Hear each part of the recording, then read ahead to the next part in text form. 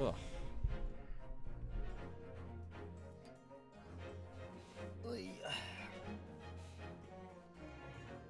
Oh, you get fucking pins and needles if I sit like this. Hello. Ugh. I think I need to sit quite far back in my chair today. Otherwise my back's gonna get fucked, but I feel so low down just. If I sit back in my chair, I'm like way back here. There's nothing I can do about that because I can't like zoom in. Hi. Hello Charlie, how's it going?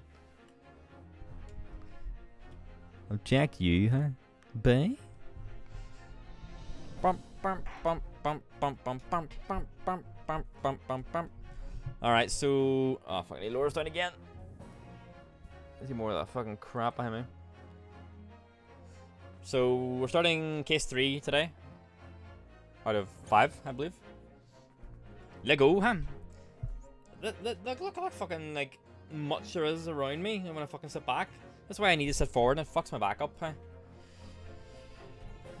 Ugh, I'm sitting like that for 2 hours, whatever. Lego, huh?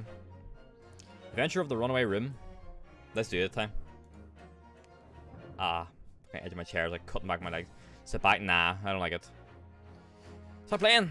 Let's go, huh? Let's see what's going on with the Runaway Room.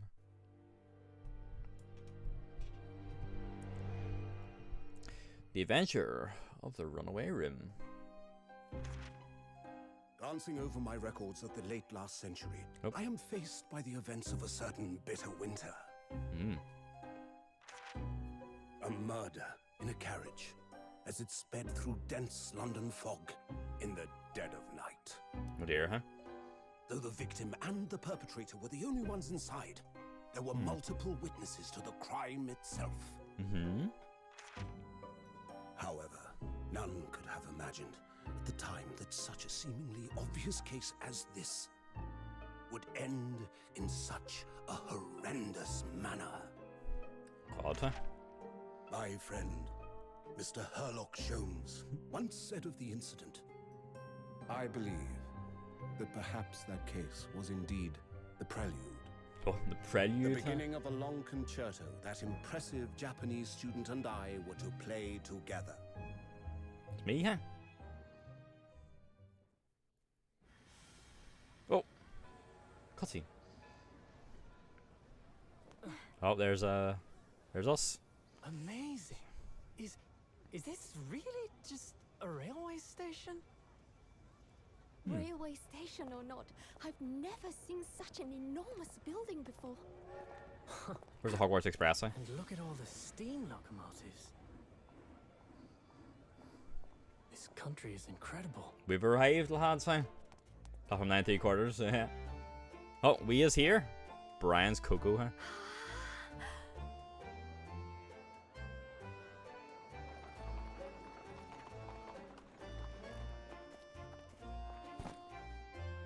I feel like I'm dreaming. So this is the capital of Great Britain. London. So, where to? Oh, hello. Climb aboard. I'll take you wherever you want to go. Like a man's hat, huh? In that case, the Supreme Court in Whitehall, if you wouldn't mind. My pleasure. Hope his kid doesn't yank fucking yoink our suitcases. Visiting students from abroad, eh? Yes. Thought so. Well then, I hope you enjoy your stay. Just keeps the suitcases up top, huh? Nice. And welcome to the centre of the world. Great Britain's mighty capital, London. Hello, Hex. Welcome to London, huh? London. We've arrived, huh? Whoa.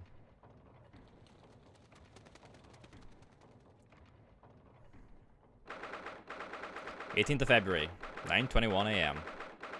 British Supreme Court. Lord Chief Justice's office. Alright. That's your birthday, huh? I've immediately forgotten the date, I'm sorry, huh? What an incredible place. Let me find a way to, like, rest my arm. 18th of February. Oh, noted, huh? Noted. It's so imposing, it's almost suffocating. My arm's, like, really weirdly fucking rotated here. I need to, like... I can't get it comfortable. Because I'm like turned this way. So in order to have like, because my arm is not going to be like doing a lot of moving, you know, just kind of clicking. I need to be like resting my arm. But like if I fucking rest, it falls off the edge of the table. But if I rest my full forearm on the table, it's off the mouse mat. That's freaking really bloody awkward. It's almost suffocating. This place is breathtaking. Looks like a fortress. So I have to fucking hold it like a fucking chicken wing.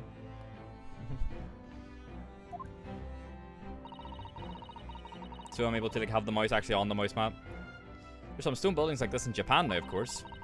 But they've only been built in the few short decades since we opened our borders to the outside world. An authentic example like this has quite a different impact, wouldn't you agree? A far cry from the wood and paper most of our buildings are constructed from. It's certainly unfamiliar. Oh, clockwork and shit. I think there's more to the differences than just construction materials. Yeah, we're inside like a giant clock or something. What is this place again? This is the Lord Chief Justice's office, Naruhodo-san, in the Supreme Court of Great Britain. The Lord Chief Justice. We had instructions to report here at this time, if circumstances were different. We were supposed to let the Lord Chief Justice know that we had arrived from Japan. But Kazuma can't. No. So instead, we are here in a different capacity. As envoys to report the news of Kazuma-sama's death. Yes. And having delivered his or her message, an envoy's duty is done. So, we had to return to Japan? If we want to remain here in Great Britain, I have to take Kazuma's place as the law student selected for the study tour. Yes, which means you need the requisite qualifications as a lawyer. Did I do it in the time since the last case? Which is what I've been studying for. Jukes Archives vibes. And it's another libraries type setting, so... Here in Great Britain it is the Lord Chief Justice who appoints lawyers. So that's the second reason why we're here. To have you officially recognised as a lawyer. It's the only way that we'll be able to remain here in London. Open up the scratch. Ah, good morning. Sorry for keeping you. It's going to look like the judge, but it's like... a little bit different. Oh! My god. Oh. I trust you aren't too exhausted after your long voyage from Japan. It seems I'm 1 hour, 12 minutes, and 47 seconds late. My apologies. Oh, no, don't mention it. He's like a gym leader. Yeah, man, this man has electric Pokemon, huh? We're never happier when we're standing around with nothing much to do. How fortunate. So, introductions. I am Mael Strongheart, Lord Chief Justice of the British Empire. I feel like a little mouse under an elephant's foot. Come on, Mr. Naruhodo, don't be a mouse. Oh, it's an honor to meet you, Lord Chief Justice Strongheart. I am Rinosuke Naruhodo from the Empire of Japan. Well, Mr. Naruhodo. Welcome to London, the capital of our glorious British Empire. Ah, yes, thank you. No, he kinda... The drip kinda fire, though. London. So what are your impressions of our capital so far? How do you like London? Oh, well, help! I've been so nervous ever since I got here, that I can't remember a single thing about the city. It's simply splendid, isn't it, Mr. Naruhodo? You're mildly something. Oh? We had a wonderful view of some of London's streets from the carriage on the way here from the station. Everything is so impressive and grand. I must say, I'm almost lost for words. I'm glad to hear you like it. The city boasts tramways, piped water and gas, even cables supplying electricity. We spearhead every revolutionary new technology in the world. Every visitor to London is astounded. Oh yes, astounded is the word. Thanks for saving me there, Susato-san. And everyone seems so jolly and full of vigor. Yes. There's much excitement about the upcoming great exhibition that we will be hosting here in London. Great exhibition?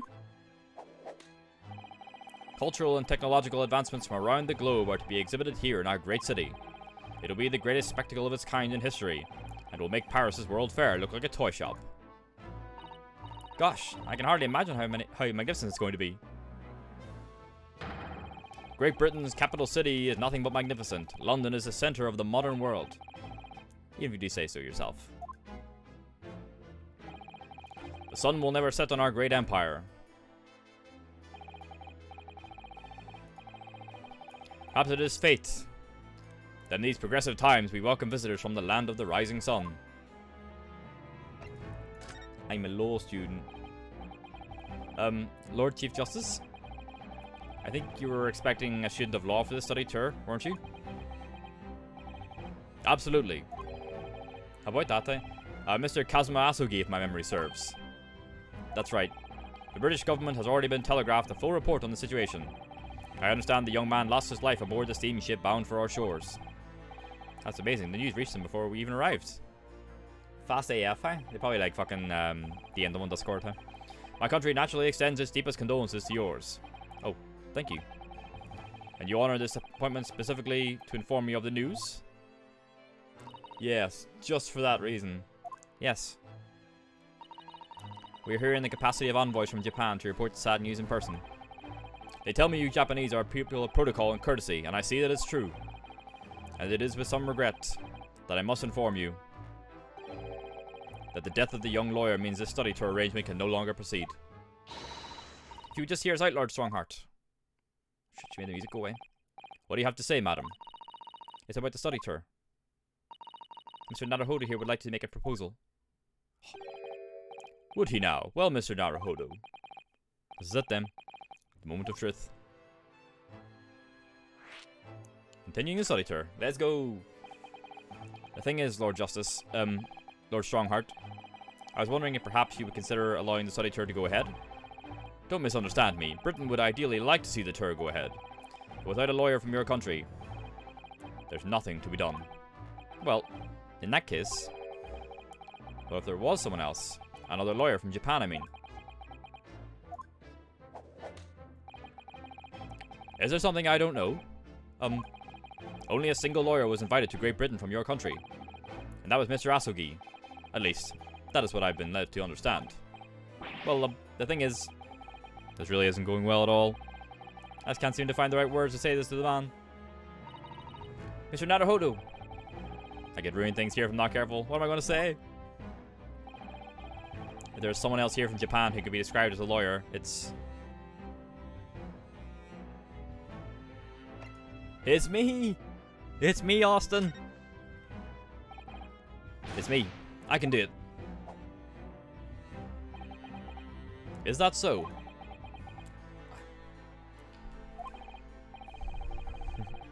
I mean, I don't actually have any qualifications as such, but... No qualifications, you say? Yet you still claim to be a lawyer. I have acted as a lawyer in court before. Only once, as it happens. We also did that investigation. Kazuma to help me, and I was the accused. But glossing over the details. I've been spending every spare moment on the journey here to Great Britain studying. I've learned all about British law and court proceedings while I was on board the SS Buria. The voyage from Japan is some 50 days, I believe. Now what you might call a full education. To become a qualified lawyer here in Britain, not only do you need a university degree in law, you must also complete several years of training. I realize it's far too short a period of time, but I can't just go back to Japan. Kazuma, Mr. Asugi's journey had only just begun. Coming here on the study tour was all he thought about. I have to carry on and do everything he planned to do. I know it must sound like I have an overly inflated opinion of myself, but I would do anything to prove that I have what it takes. Any test you care to set me. Just one chance, that's all I'm asking for. Please. 31 seconds. Sorry? Your opening statement there, Mr. Naruhodo. It was 31 seconds long. Not too brief, not too protracted. A perfectly judged appeal, I would say. Which is a skill that would stand you in good stead as a lawyer. Oh, thanks. So, you're willing to put those words to trial, are you? Well, I'm all for entertainment. Hello, Kyle. Doing okay. Monday in it. I hope work's going well. Thanks for stopping by. Huh? But let me ask you one thing first, sir. Yes? You say you intend to do everything Mr. Asugi planned to do. Are you firmly set on that path? Well, yes. That's my intention. I see. Am I imagining things? Or did his expression just alter a fraction there all of a sudden? Work is dead, want to go home. Oof. Yeah. Is this working on time? Not great. Very well. You have your wish. I'll give you a chance. A test to become a specially certified lawyer. Whether you pass or fail is entirely down to you. Really?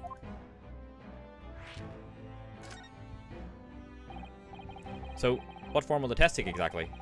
Tell me, Mr. Naruhodo, what do you consider the role of a lawyer to be? Well, defending people, of course. Well said. So, let's have you defend someone. Huh?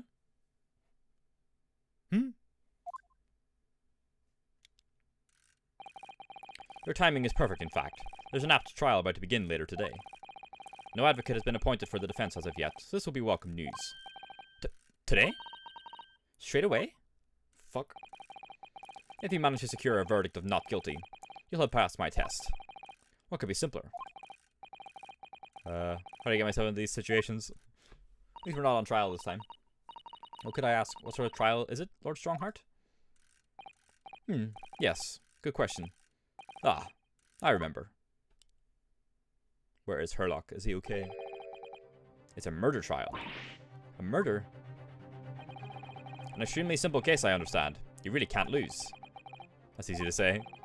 But I should mention, just in case, if the defendant is found guilty, he will of course be sentenced to capital punishment. Capital punishment? Yep, he'll be put to death? Here in Great Britain, murderers are sent to the gallows without exception. Presumably, you read that much in your short sea-based introduction to British law. We can't possibly agree to such a test. Death? We'll be toying with a man's life. I am the Lord Chief Justice, and I've decided it's acceptable. But you can't do that, can you? There's no need to overcomplicate this. All you have to do is ensure that you don't lose. So the defendant may live or die, depending on how well I perform in court. If I lose, he'll be hanged. Uh-oh. Mr. Naruhodo, you come to me claiming to be a lawyer. If you want me to take you seriously, you need to prove you're willing to do a lawyer's job. And you say you intend to see through the will of your compatriot, Mr. Asogi. I would like to understand just how far you're willing to go in order to make that happen. He's testing my resolve. What's the matter? You've fallen silent. I'm sorry, but time is pressing. The trial begins shortly. I need an answer from you now. What's it to be? What do I say? Do I agree to this absurd test? Let's go! Alright then. If I have to give you a decision now, my answer is... I can't do it. I can't get the words out. 15 seconds. Your decision making needs work if you want to be a lawyer. That was too slow. So, it's as I suspected, is it? Sorry? You have noble intentions, but lack the resolve to see them through. The test is cancelled. Thank you for stopping by. Go and acquire your ticket for passage back to the east tomorrow. This conversation is over. Yes, Lord Strongheart. Thank you for offering me a chance. Oof! Mr. Naruhodo. I'm sorry, Mr. Sato, but what can I do? It's alright. I understand. You do? It's not an easy decision to choose whether to defend a man in these circumstances. The resolve has absolutely nothing to do with it. What are you trying to say, madam? I think what Mr. Sato means is that no matter how badly I like to be recognised as a lawyer and stay here in Great Britain, to risk another man's life by treating his one and only chance at a trial so trivially would be utterly unforgivable, and I feel exactly the same way. I'm sure the defendant won't see this trial as a test, as some kind of experiment. A lawyer may fight for his clients in court day after day, but for each of those clients, the particular day they stand in the dock may be the only chance they have to fight to prove their innocence. No, I was wrong. I'm not qualified to do that job just yet. I'm sorry for wasting your precious time, Lord Chief Justice. Ah, thought that would break him. Wait, Mr. Naruhodo. Oh, was there something else? It's approximately 20 minutes by carriage to the Old Bailey from here. If you leave immediately, you should still be there in time. But I just said that I was quite serious in what I told you. The defendant in this case has literally no one to advocate for him. What? At this point, he can't hope to find someone to represent him. The trial will begin without a defense. And if that happens, there's only one possible outcome. He will receive the most severe sentence the judge can pass down. But that's awful. But that is the truth. Why does it have to be like this? Hello, Farrell. Please don't expect an answer to every question. Oh, fuck, okay. The cold, hard truth of the matter is that there is only one person now with the chance to save this man from a very miserable end. And that is you. And really his only hope. Has to be done, huh? So, what do you say now, madam? What do you mean, Lord Strongheart?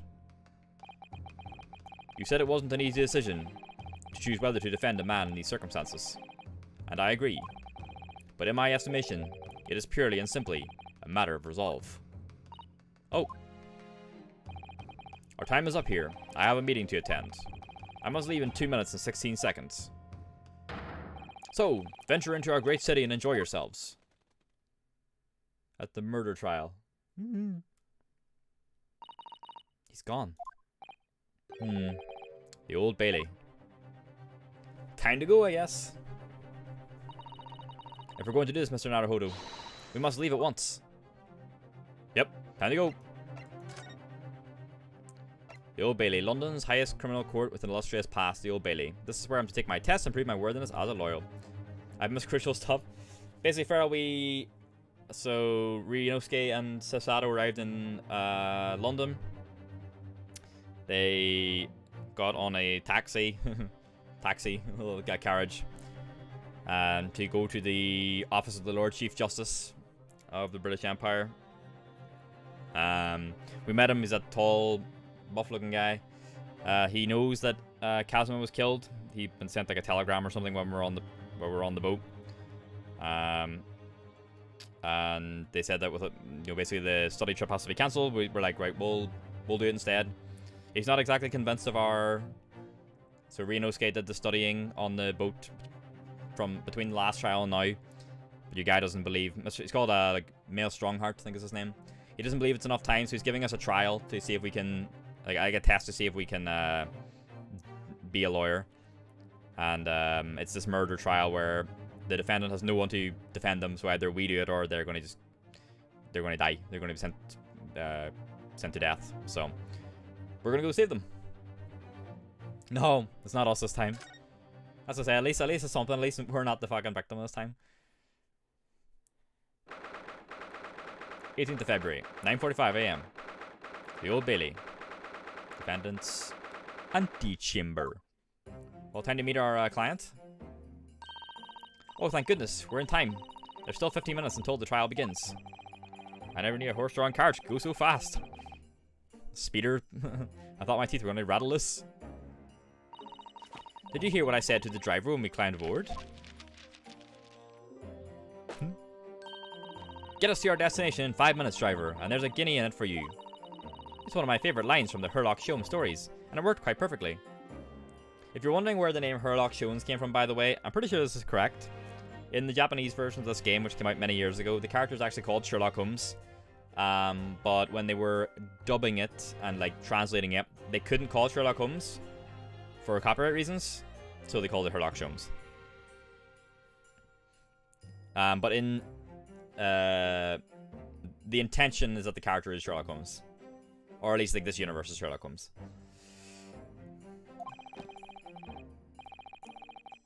I'm not sure why you're so pleased. I thought we were going to die and we were going to have to pay gold for the privilege. Well, at least we arrived here before the trial started. Yes, I suppose there's that. Anyway, I don't understand it. The court clerk said the defendant should be here, but there's no sign of him at all. Oh, where's our client, huh? So he is legit. Well, he's legit enough that there's books written about him, but, you know, the books could be just fictional, you know. This is the Old Bailey. Even this room for defendants to wait in is grand. Are you alright, Mr. Naruhodo? I mean, it's presented the same way, regardless, like, you know. It's just a little fun fact. I'm just feeling tense, that's all. This place gives me the same sense of foreboding that I remember from the Supreme Court in Japan. An oppressive air. Almost as if the building itself is going to crush whoever is about to be sentenced. Feels like only yesterday that I was the one about to be crushed. Yes, whoever the man you defend is, I imagine he's feeling very alone at this moment.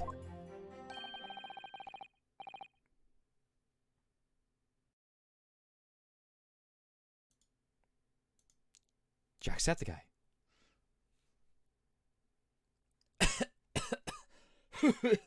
Get the fucking voice ready, hey? Where am I going? Am I going fucking down south time?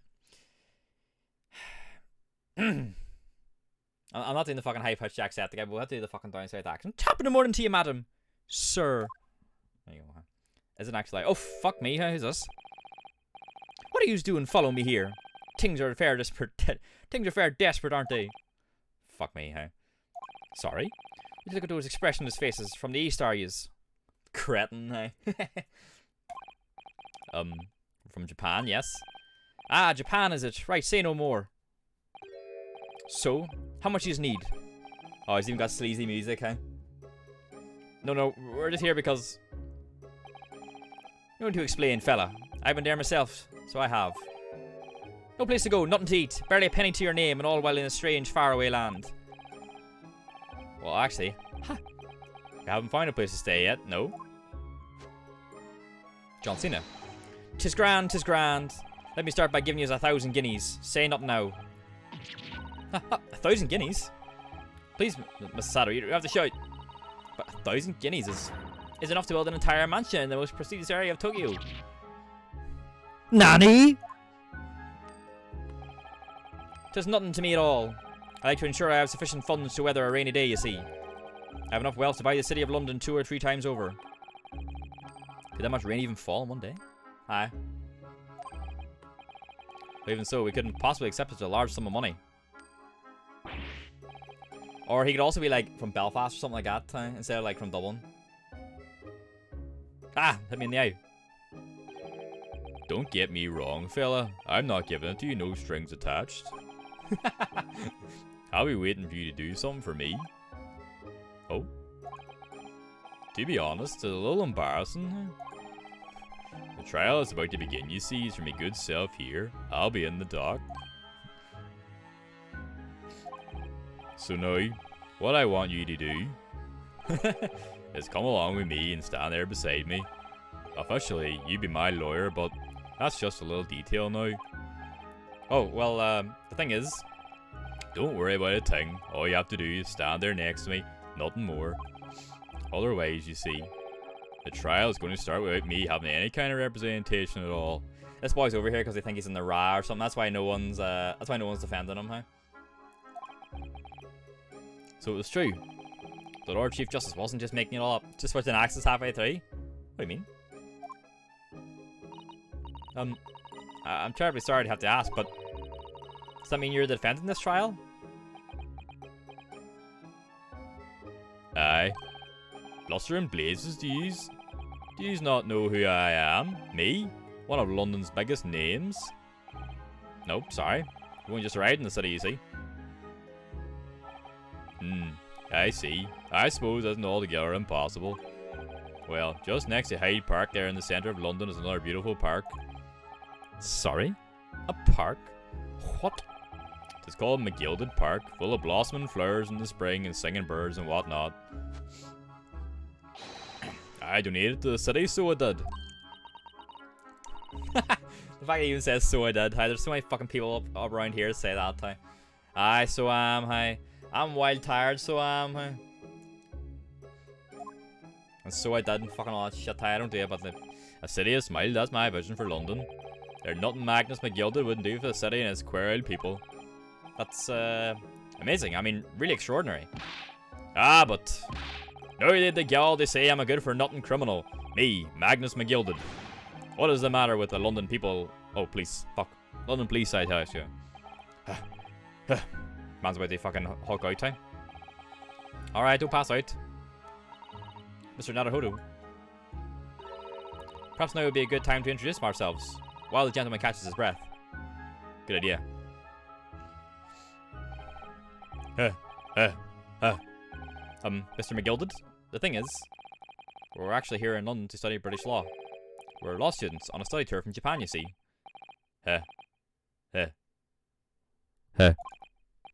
So, if you don't have a lawyer for the trial yet, and you'd be happy to put yourself in our hands, we'll do our best. What was I after saying, you daft Egypt? I've given you 1,000 guineas to stand up there next to me, haven't I? Well, yes, but I wasn't really offering to stand up there next to you. Oh. I think I see what's going on around here. He's clearly meant to be from down south, but it's easier to do. Sorry? I know what you're thinking. This Chancellor of a fella claims he had more money than the Queen. But if that's true, why the blazes can't he hire the finest lawyer in all of England? That's a good point, actually. Because he did it. That's the only explanation. Well. Well. Not at all. It's because you're from Ireland, lad. I'm sorry to tell you. Not at all, though it is a little strange, to be honest. Why don't have a lawyer, I mean. That would be the fault of the Reaper. The Reaper guy? Fuck. Sorry? Did you say Reaper? Aye. The Grim Reaper of the Bailey, Lord Barak van Zieks. He's the prosecutor. Oh, okay. I've heard the name Barak van Zieks like talked about in regards to this game. I think people like him a lot. The prosecutor is the Grim Reaper. So, for anyone who's not familiar with Ace Attorney, for anyone who's not familiar with Ace Attorney, we've only had one of the two cases in the court so far. So the second case was like the investigation with Herlock and stuff. The first case was in the court, and the prosecutor was the guy who looked like Payne from the first game, the fucking guy with the glasses and stuff, right? He sucked, right? But generally, regarding Ace Attorney, the prosecutors are loved just as much as the main characters. They're like some of the main characters in the full series. So there's a character called Miles Edgeworth. He's like one of the most well-loved characters in Ace Attorney, and he's like one of the main prosecutors in the game. So the prosecutors are always like really big in terms of the characters, like so. When Van Zieks stands for the prosecution, they call the accused his sacrificial lambs. And to this day, in every single trial in which he's been the prosecutor, the accused has been damned.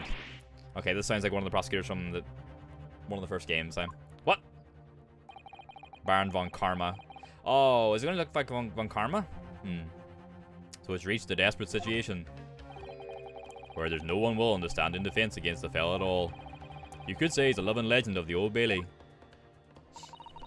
Goodness. Lord Barak van Zieks. He must be an exceptionally talented prosecutor then. Talented isn't the word you're looking for, madam. It's cursed. Cursed? What on earth? The defendant is summoned and his counsel. Please make your way into the courtroom. The trial is about to begin. His counsel. That would be me. Oh, 'tis time. Well then, fella, don't let me down. But I don't know anything about the case. You haven't told me what happened. Fuck. Until you showed your face here. I made up my mind, so I had. Fuck. It's too accurate. Sorry. I decided I have to defend myself in there. How would that have worked? Oh wait, we did that. But then you made an appearance. A student of law, wouldn't you know? There's no accident. I can assure you that. There's fate. They don't get cold feet now, please. He looks like... Why does he remind me of Danny DeVito? Hey, Charlie! Charlie, I can't defend myself, Charlie! Fuck, I hurts my throat time.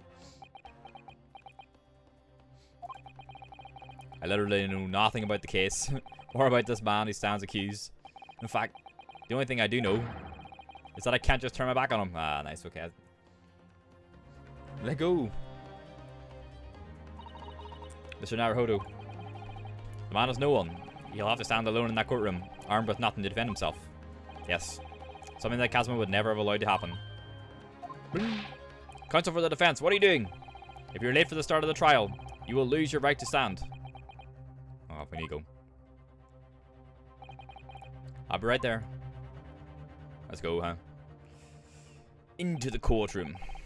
It's happening then. My first trial in a British court. I hope you're watching over me, Kazuma. Because I have no idea how I'm going to manage this. Uh-oh.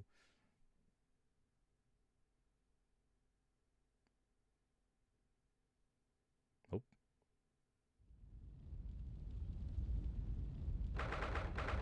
18th of February, 10 a.m. The Old Bailey courtroom. Where's the judge? Oh, we got a panel? Oh.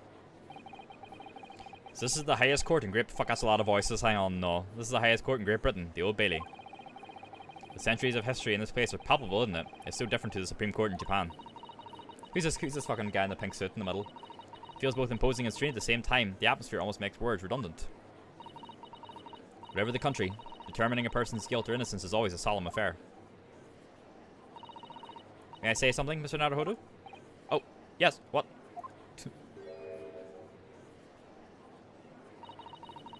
Your eyes look ready to pop out of your head again.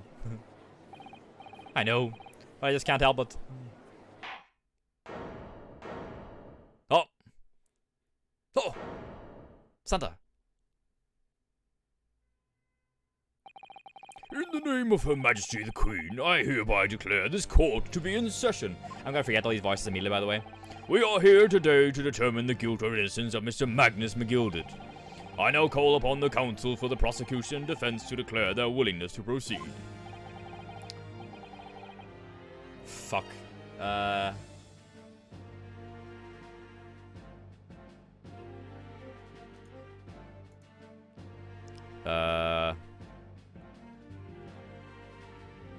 Dracula? Vampire? What does he sound like, hey? I can only do like 3 voices, hey? Which one's he getting? Can I like drop my voice down? Make it like kind of husky, huh? This guy's gonna be talking a lot, so I don't want to be a voice that I fucking hate doing, huh? Patrick Warburton? No. If anything, that'll be the fucking that'll be the judge, huh? Right? The judge will be Patrick Warburton, huh? Right? Hey, Peter. Or this guy will be like Metal Gear. Like, this guy will be down here, huh? Solid Snake. Yeah. Give him like a Draco Malfoy pose. Potter! Well, the prosecute. No, I got the prosecution is fully prepared. No, he's cool, huh? We need to give him a good voice, huh?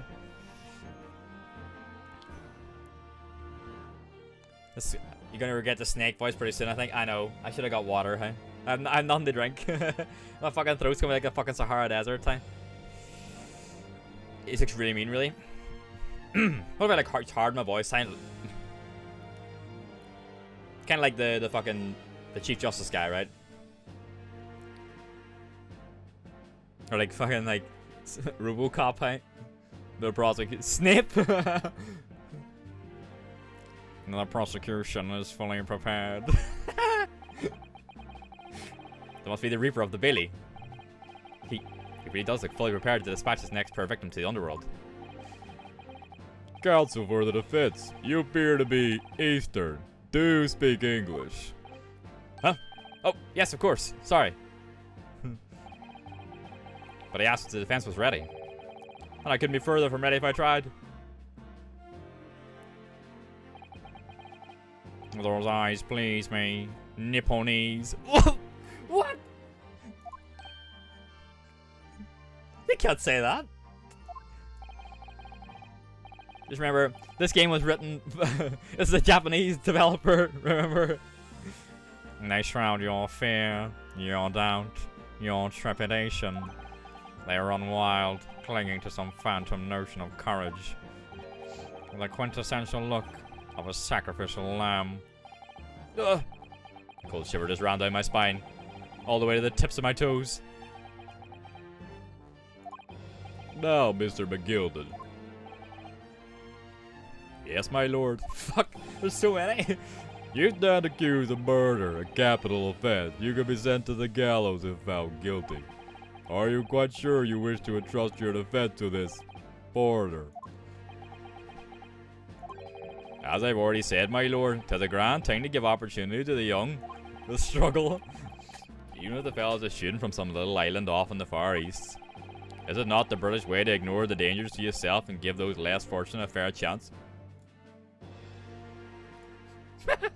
What?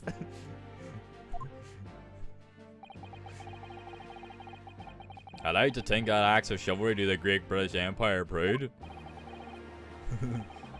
What a fine gentleman London has in him. Did you hear that he donated £5,000 to the government the other day? Mother, please may we go and play in McGilded Park? Seems as though everyone in the public gallery is firmly behind Mr. McGilded.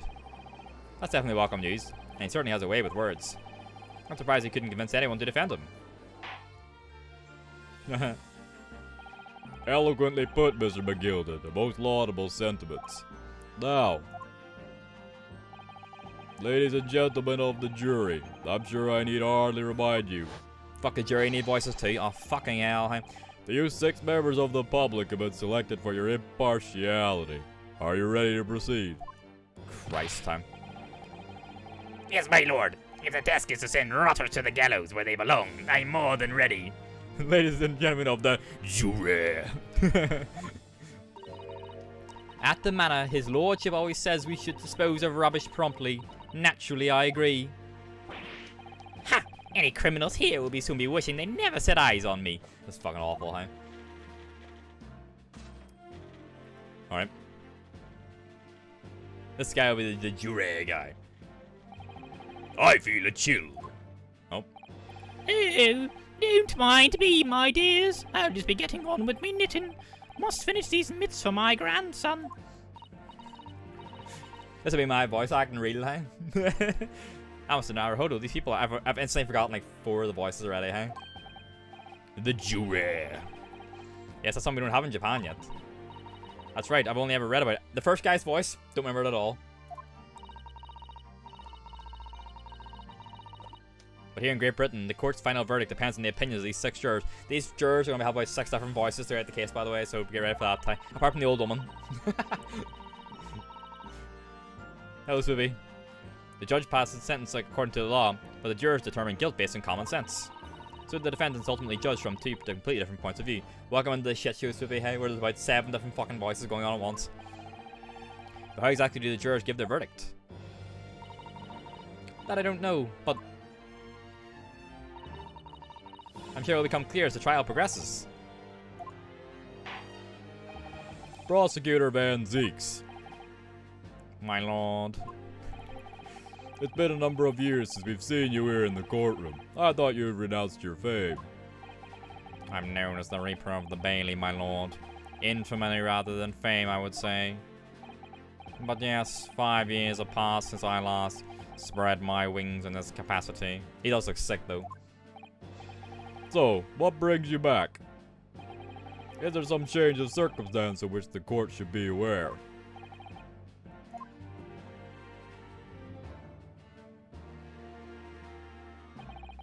I leave that to your imagination, my lord. So the Reaper's been out of action for 5 years.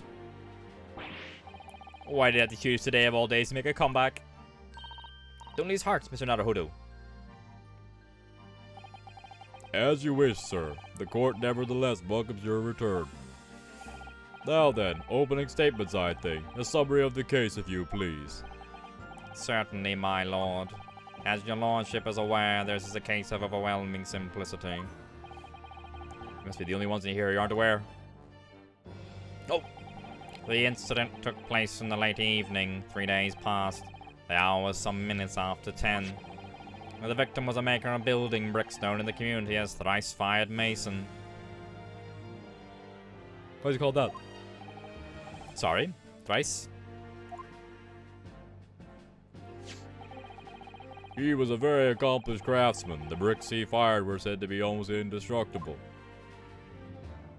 Oh, Jesus. The victim's corpse was discovered in an omnibus in service on the streets of London at the time. A dagger that had been thrust into the victim's abdomen is believed to be the ultimate cause of death. Fired from 3 jobs.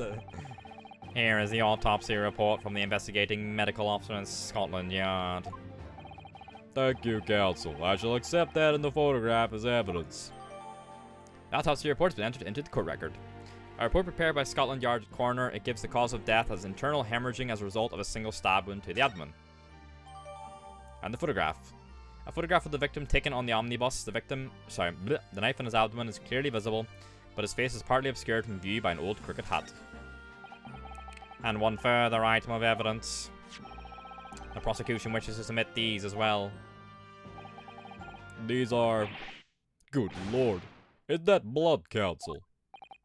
Yes, my lord. Seized by a policeman who arrived at the scene. These gore-soaked gloves were taken from the hands of the accused when he was arrested. What?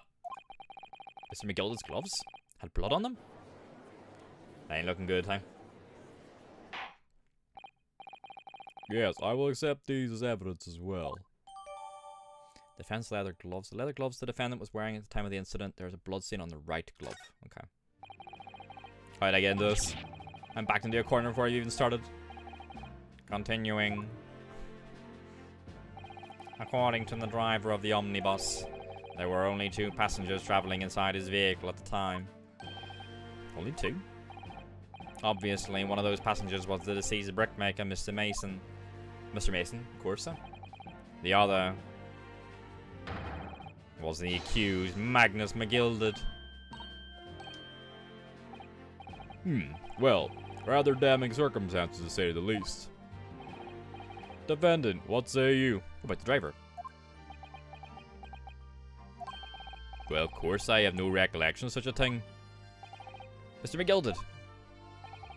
You be sure I rode the omnibus that evening. But whenever I'm in a carriage, I'm taken with a fierce tiredness, and I always succumb to it. Are you claiming to be asleep? 'Tis the motion of the carriage, my lord. Lilton's? So it is. And when I opened my eyes again, 'twas a desperate sight before me. The body of a man I'd never laid eyes on before in my life. Now I ask yous, what good-hearted soul wouldn't rush to help a fella bleeding from his stomach? I wasn't about to start worrying about me gloves now, was I? I reached out to give the man a hand. So the blood got onto the gloves then, after the man had been killed. Unfortunately, that statement of the driver's is only the beginning. What? That's not all of it? Evil or Willy Wonka? Yeah, he's an Irish, like, entrepreneur in London, basically. There were multiple witnesses to the precise moment at which the brickmaker was fatally stabbed.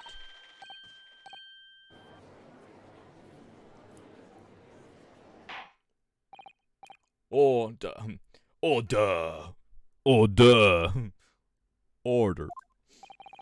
When the killing took place, only the victim and the accused were inside the carriage, and there were witnesses to the crime. This is not just a case of compelling evidence. It's the nail in the coffin for the accused.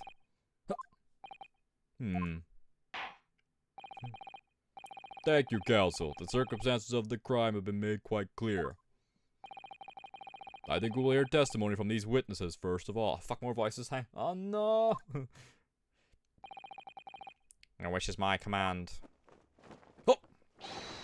Bailiff, bring the witnesses in at once. He's sick looking though. I like him. Oh! Oh! My mind's already going. Uh-oh, something in that hat. Witnesses, your names and occupations. My name is, well, everyone calls me Beppo. I drive an omnibus in the East End. Bruce Fairplay. I'm a banker in the city. My name's First. Lady First. I, make hats for gents. Let's begin by confirming the facts.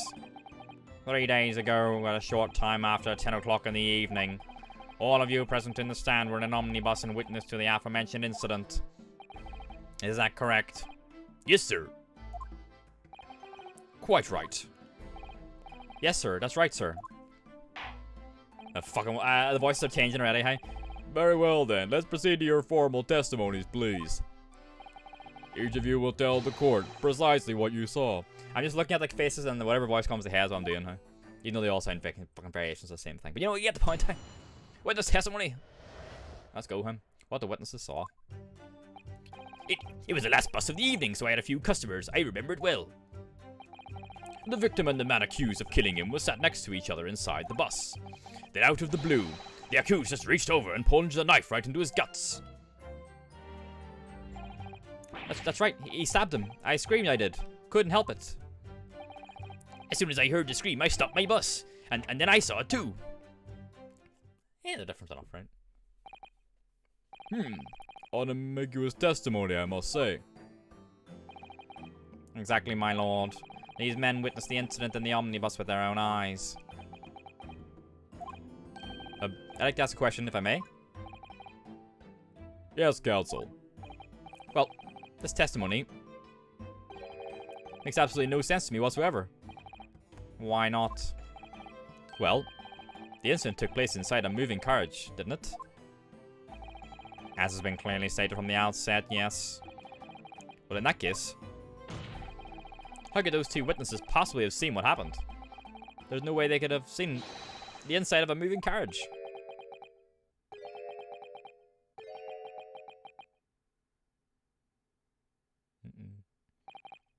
How quaint. I'd read that civilization in the Eastern Island nations was a good century behind our own. But you're here in London yourself. Are you really so ignorant about our omnibuses?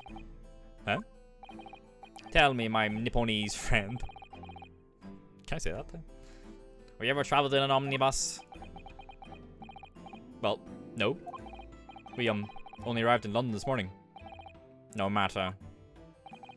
I've arranged for us all to see for ourselves the actual scene of the crime that is... What do you mean? The actual scene? How? A carriage is designed to be moved after all. Presumably you understand that much. Yes? The omnibus in which this bloody crime took place is here today in this very building. Here?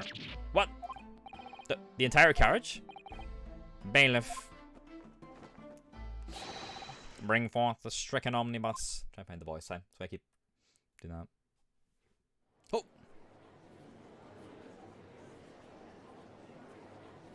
It's just there, isn't it? Ah. This music. That's the omnibus. The omnibus. I can't believe they could bring something so enormous in here. Great Britain's courtrooms are amazing. As you can see, the omnibus is pulled by 2 horses and can carry up to 8 passengers. Oh. 4 passengers seated inside in the enclosed cabin, and another 4 on the rooftop deck above. Every Londoner knows that the best views of the city's architecture and sights are to be found from the top of an omnibus. That's not like safe up top, huh? And I should point out to our foreign guests that there is a skylight in the roof, allowing a view of the interior from the seats above. Ah, skylight. Oh! Penny drops at last, I see. These 2 gentlemen were occupying the rooftop seats of this omnibus when the murder took place. This is how they came to witness the grim incident. Through the skylight. Ugh. That makes perfect sense. Well, counsel, this is a first. In all my years behind the bench, I've never experienced the crime scene itself being brought into the courtroom. There are a number of important clues remaining inside the carriage, my lord. I would like to submit the omnibus itself as evidence. That is the prosecution's wish.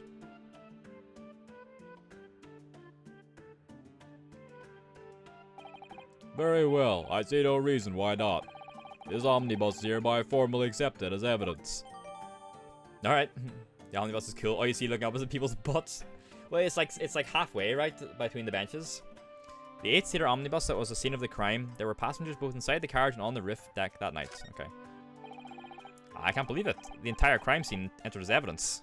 That's really strange, yeah. Yes, Great Britain is simply extraordinary. I could help myself a lot by giving that omnibus a thorough examination, seeing as it's here. Let us continue with proceedings then. Your cross-examination, counsel. Pray don't expect this Nipponese stray to understand the intricacies of British court cross-examination rights.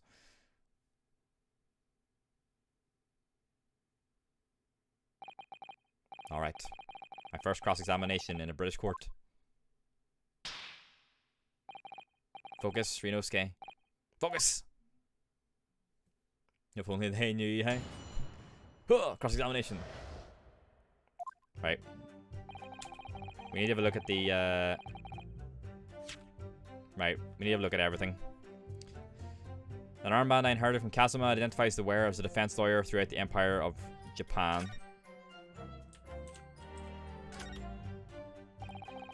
These are the scales of justice. They're a symbol of the defense, aren't they? Yes, that's right.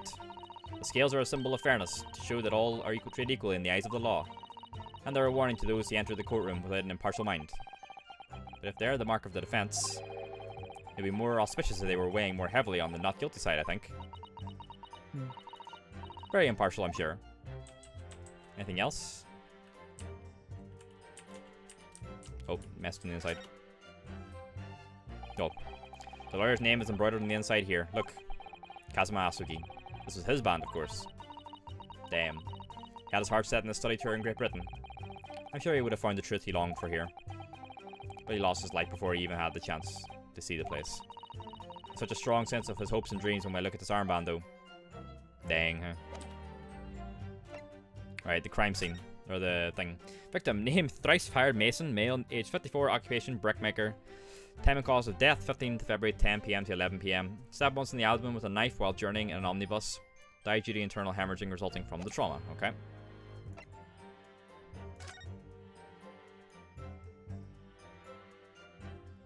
Sadness. Alright. The gloves. This is definitely blood, isn't it? Not the most pleasant sight to be confronted with on our first day here in London. Well, nothing will come of grumbling now. No. By the way, is Mr. McGilded right-handed?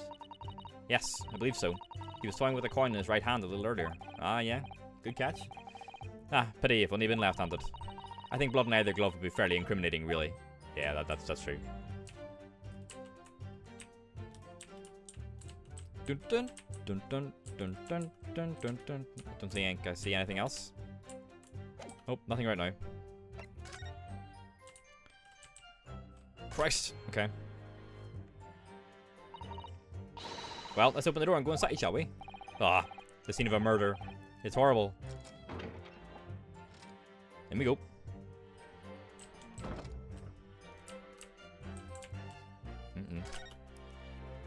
Oops. That's blood that's soaked into the seat. The victims, obviously. Yes.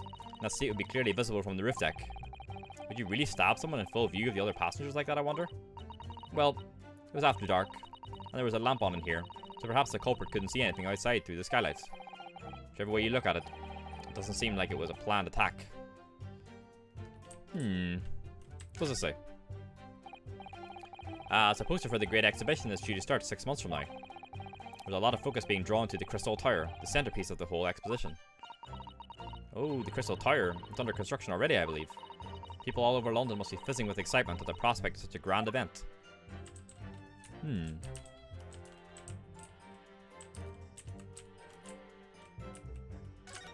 What's that there, huh? The seat has a handle, it seems. Oh! That's like a luggage compartment. Okay. This looks like all sorts of equipment that might be needed to keep the omnibus running. Feeding tubs, tools to repair wheels, blankets, horseshoeing tools. There's a storage compartment for the coachman to keep his things, it seems. Loot. Doesn't seem to be any space for passengers to store their luggage, that's for sure. Well, I don't imagine it'd be very convenient for that purpose anyway. Hey, can you get up, lad? Hey, need to get my stuff? Is there one down here too? Nope. Bump, bump, bump. That's another poster for the fair, right? It's a poster for the great exhibition that's due to same thing, okay. See, this one looks much more like the tower. This one just looks like, you know, like a fucking notice. But there's the skylight. It's quite a large skylight, isn't it? Yes, quite large enough to afford a good view into the cabin from the roof deck. You have to be like fucking craning your neck back to be looking in there, though. There doesn't appear to be a handle or a catch of any description. So I suppose it can't be opened from inside the cabin at least. Okay.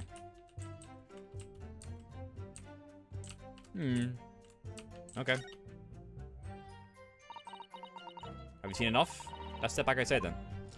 Couldn't see anything else. Blood, the little compartment on the ground, the skylight.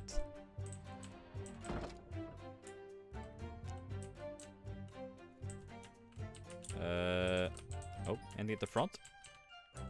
It's cool that you can examine the full thing. What's this? Oh, it's the top. This is the roof deck of the omnibus. Oh, you must have a wonderful view of London streets from up here. People sit all the way up here on bitter winter nights with the cold air rushing past them. It's just a fucking bench on the top of a bus. And then they pay money to do so? Ugh.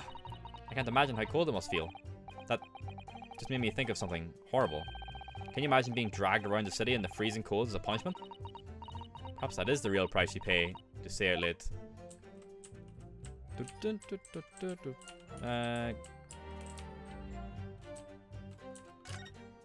These are the benches then, yeah. Oh, this one you would see directly down in. Right, okay. Okay. Yeah, this one here, much better view.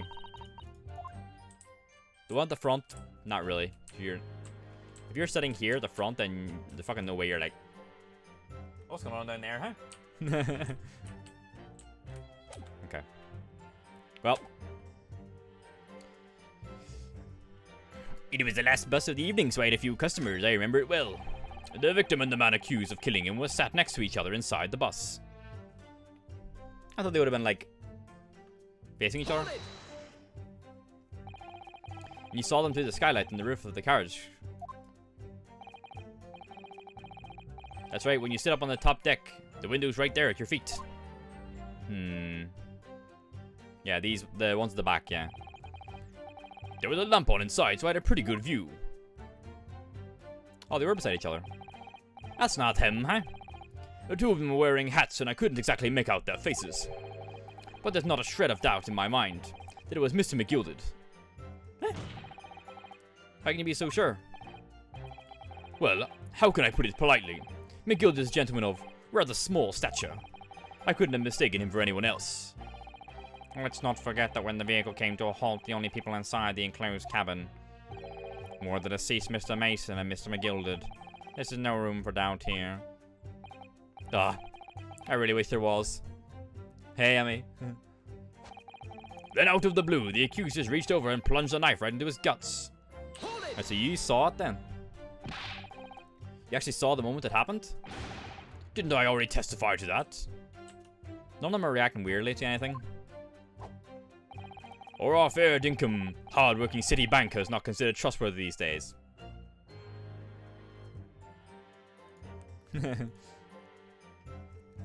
Being mod the game, huh?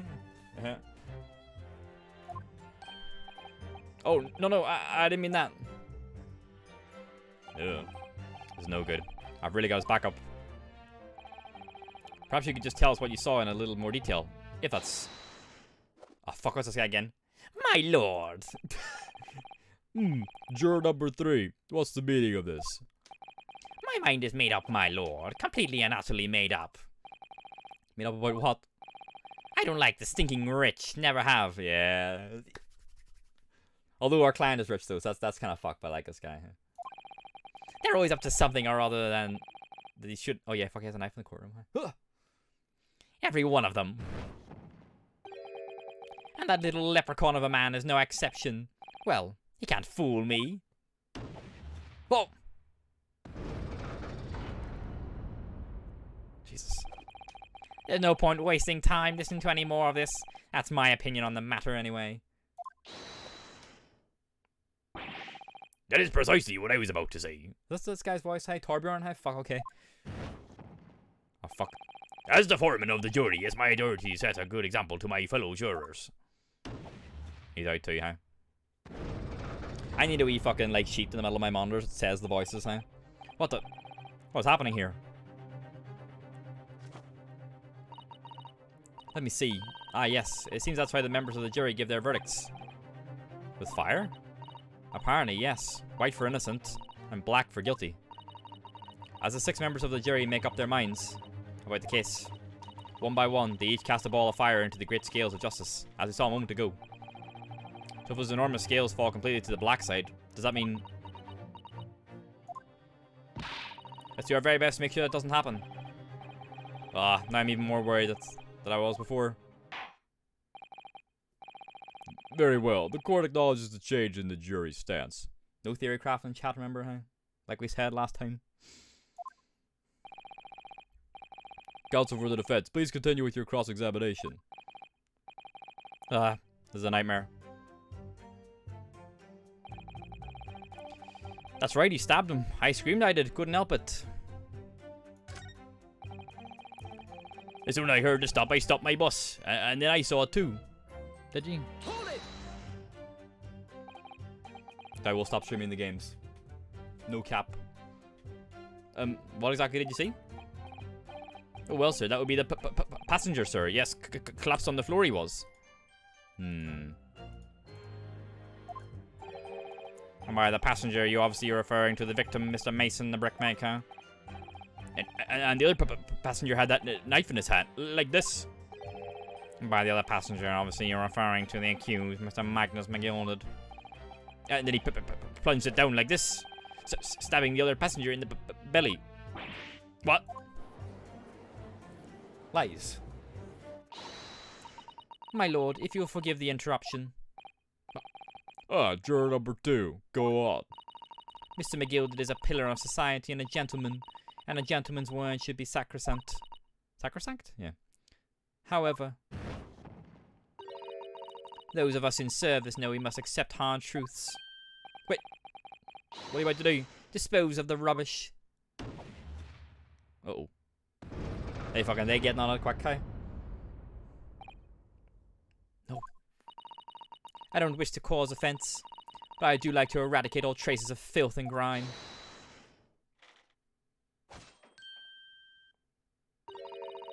Oh, fuck, what's the one gonna be, huh? I'm looking at her face, I'm like, what they hear in my head, huh? Something up here, huh? Yeah, well, fuck, we'll go with this. I have painstakingly typed every word uttered here today and cross-referenced all the facts. As such, I am now in a position to draw the only logical conclusion. Hello, King. How's it going now? Fuck. Save me, Granny! Not again. That's 4 out of 6 jury members who proposed a guilty verdict. There are only 2 left. We've had it. Every time I press these witnesses for more information, I just make the situation worse. Nevertheless, what we need more than anything at the moment is more information. We're still very much in the dark. I suppose we'll just have to keep pressing, knowing that more sparks may well fly. We mustn't give up all hope that we'll uncover something that will give us a way to fight back. But... alright, I'll keep trying. I can't give up. I just need to keep calm and listen to the witnesses' statements again. I don't think we have anything to present yet.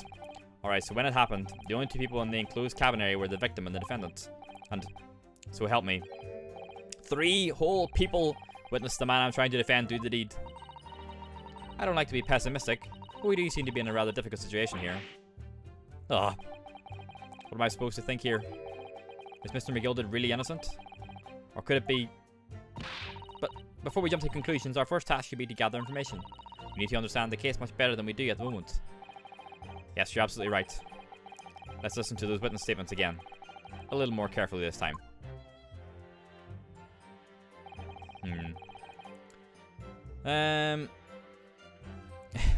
Sauce in her name, huh? Hold it! Who all did you see, huh? We already asked about this. I think it was sometime after 10, wasn't it?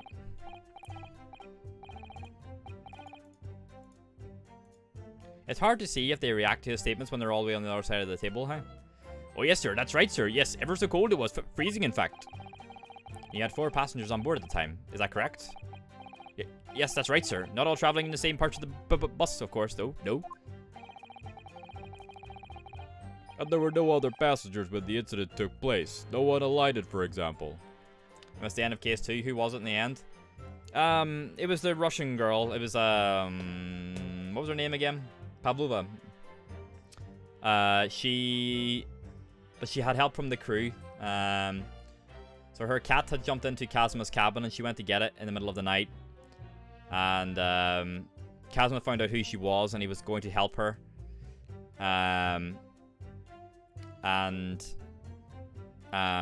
He went to get a Renosuke out of the fucking wardrobe where he had him locked up to get a second opinion on what to do.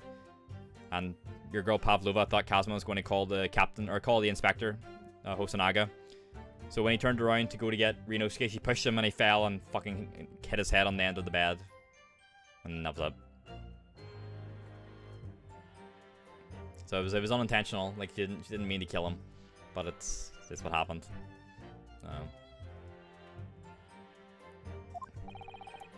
You're quite right with that, sir. No other passengers like that? No, none. So nobody fled the scene of the crime then. I have to say, the boss insists on it running, and he does every evening. The last boss of the day. But I do wonder sometimes if it's altogether worthwhile. Yes, sorry to say. What do you mean by that? Well, with it being so cold and everything, and only making 20 pence on the run, you see. Yes, I spent that much at the pub on the way home, just trying to warm up again. Man's cold, huh? I'm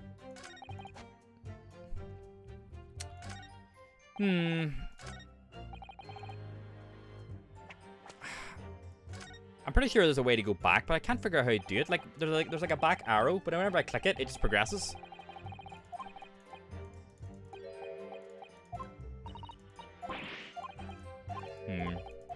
Right, let's go. We're just getting more information at the moment, like so.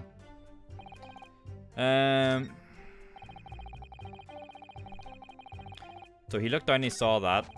Then out of the blue, the accused just reached over and plunged a knife right in his guts. Okay. Getting more information from this one. He stabbed him, you say, and you were sitting up on the roof deck, were you? Yes, that's right, sir. I was up on the roof seats. I remember seeing the little gent sitting next to the fellow that was stabbed. I'd been thinking about a new hat design, you see, so I was just gazing absent-mindedly around. But then I happened to look down through the skylight. It was sticking right out from his belly, that huge great knife. A grim sight indeed. That's the wrong voice, huh? Ah, didn't help me at all. Uh-oh. Uh-oh. The jury looked like they're even more convinced my client than they were before. That appears to have made everyone even more dubious that Mr. McGilda is telling the truth. If only we had some evidence to counter their suspicions. Mr. First. Oh, yes, sir? Is this the knife you saw? Oh, good grief. Yes, that's it. That's the very one, sir. Is that... Yes, counsel. This is the blade that was driven into the victim's belly like a stake through the heart. He's like, fuck, don't do that to me, huh? I'll just turn to dust. That is a blade of considerable size, counsel.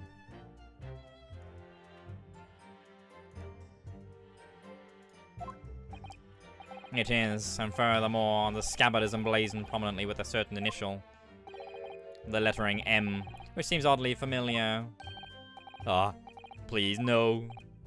M, for Magnus, perhaps? Or McGilded, perhaps? Take your pick. It seems this particular big name in London made a magnificent mistake. Objection! Oh. But there are M's everywhere. Like McDonald's. Yes, like in Mason. Objection! Oh, that's what he actually sounds like. This plane is far too extravagant for a poor brickmaker to have owned. No, this weapon of murder almost certainly belongs to the accused. Not conclusive, but certainly compelling, counsel. Murder weapon, a largish knife that was found lodged in the victim's abdomen. Its quality and fancy ornamentation suggest it must be quite valuable. Fuck, what's this guy again, huh? Did he speak the last time? I said he sounds like someone, didn't I? And then it does stupid voice, huh? Fuck. First guy is Torbjorn, who's this? I said this guy looks like blank, and then I did a fucking voice, huh? Shit. What if they all just sound like Torbjorn, huh? Oh yeah, he was the jury. My lord, I wish to speak. It was him, yeah, it was a fucking juré guy, that's right there. Yes, juror number 5. Do I take it that you too? As the master of the London Guild of Coachmen, the idea of a murder being committed in one of the city's carriages is utterly abhorrent to me. It wouldn't be right to make a decision before hearing all the facts, though, I said to myself. But I've heard enough now. The horse has been bolted, as they say. No, please. Just keep an open mind a little. Gee up now, Silver Blaze. The finish is in sight. Fuck, it's not good, huh?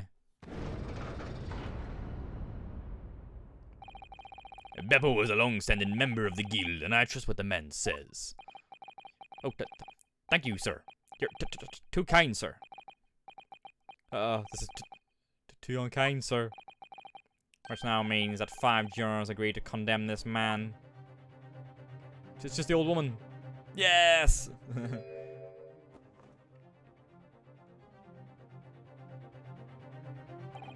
Madam Juror number 6. Yes, dear? What can I do for you? It's the fucking Kung Fu Granny from Yakuza 2, huh? You've heard the testimonies of the witnesses in the stand. Oh, yes. She reminds me of the mum from, the Pixar Bao?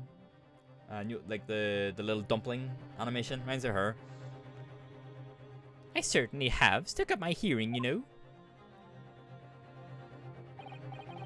Then pray tell, why are you yet to pronounce your leaning? Well, dear, the thing is, I'm a creature of habit, me. I always go to the park at around this time of day and sit on a nice bench and get on with my knitting. There's a lovely little park just near where I live. McGilded Park it's called. A gentleman donated it to the city, you know, to put a smile on Londoners' faces, as he said. I can't imagine such a fine young gentleman would have it in him to take another man's life. Aw. He's always doing wonderful things for the city. That's right, I'm on like that wouldn't stab someone, surely. Mother, maybe go to the McGilded Public Library later and borrow some more books. How many Londoners live within their heads? Their heads in the clouds, do you people not know? What kind of a man Magnus McGilded really is? Fuck! We're in Transylvania now, lads, so.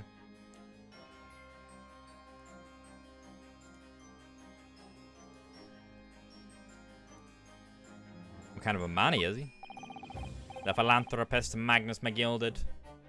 Music script. Has enough wealth to purchase the entire city he claims to value so highly. But where did all that wealth come from? Your client is a Shylock, sir, one with the very darkest of souls. Dark Souls! Long from Pennsylvania, eh? What? Stone the crows! McGilded lends money at extortionate rates of interest, so his victims have no hope of repaying him. Oh. When they default, he takes possession of everything they own. He is a vulture that preys on the weak. I've never heard of any mention of that before. Your faculties haven't deserted you, I'm sure, madam. So has this thought not crossed your mind? Would a man wealthy enough to buy London in its entirety not have a carriage of his own? What possible reason could this man have had to make use of a public omnibus service? Where you see like rich people using, like politicians and stuff will use like buses and shit like that. Keanu Reeves rides the train. You're not saying that. The victim, a poor brickmaker, had next to nothing to his name save considerable financial liability. It will come as no surprise that his creditor was the accused, Magnus McGilded. But let it also be known that the very day Mr. Mason was killed was the final repayment day for his debts. That's a bit. Good gracious. The brickmaker was destitute, he had lost his house, he had not a shilling with which to repay his debts. And in the end, this pitiful soul had the very last thing he owned taken from him. His life. By the merciless philanthropist pretender, Magnus McGilded. I don't believe it. Oh! If I might add something briefly, Mr. Sato? I remember I just own bike to work. You claim that the victim had lent money by Mr. McGilded. But where is the evidence to support your claim?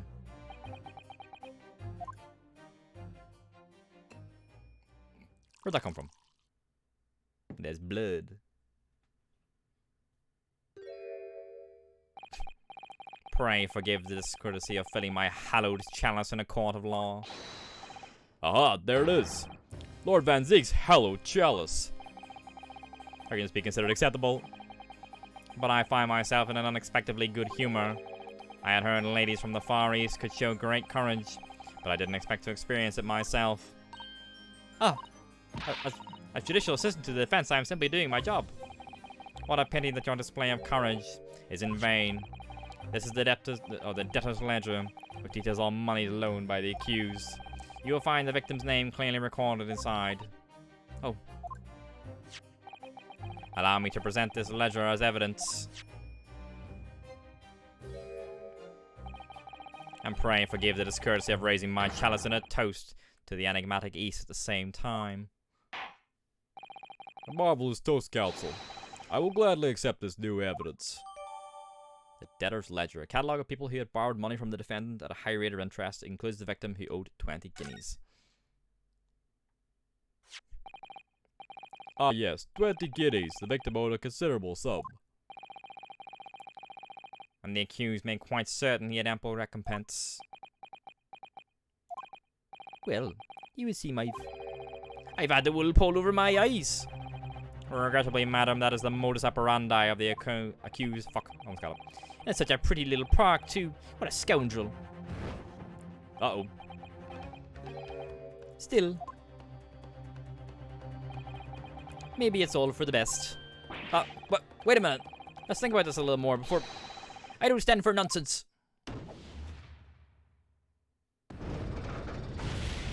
Shit. Uh-oh. Does it really, I guess? That was it. The last juror's decision.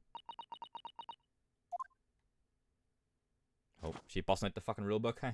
Hell. Actually, according to this encyclopedia of British law, when all members of the jury have concluded that the defendant is guilty, court proceedings are suspended, and the presiding judge will deliver the final verdict and sentence. That's what it says here. Ah, the final verdict. It's over then. Oh! There's a footnote, though. Footnote, you say? However, the defense... All 6 members of the jury are now in agreement in this case.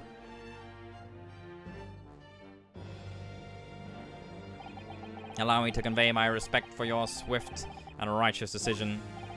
According to the laws of this country, I will now conclude the trial by delivering my final verdict. I trust there are no objections. Mrs. Sato, just tell me one thing. oh, yes? You were in the middle of saying something before. The footnote in your encyclopedia of British law. However, the defense... What to say next? Oh, yes, of course. One moment. When all members of the jury have concluded that the defendant is guilty, court proceedings are suspended, and the presiding judge will deliver the final verdict and sentence. Then the footnote says, however, the defense has the right to demand a summation examination of the jurors at this point. Ah, you can claim that they're fucking dirty jurors. Ah, yes. A summation examination. Objection! A summation examination. On which century has that tome you have there been resurrected? Ah. Judging from the binding, I would say that book is at least 50 years old. Any modern text on British law wouldn't even give such an antiquated procedure a mention. It's a relic, long forgotten and certainly no longer practiced. So you're out of luck. Oh.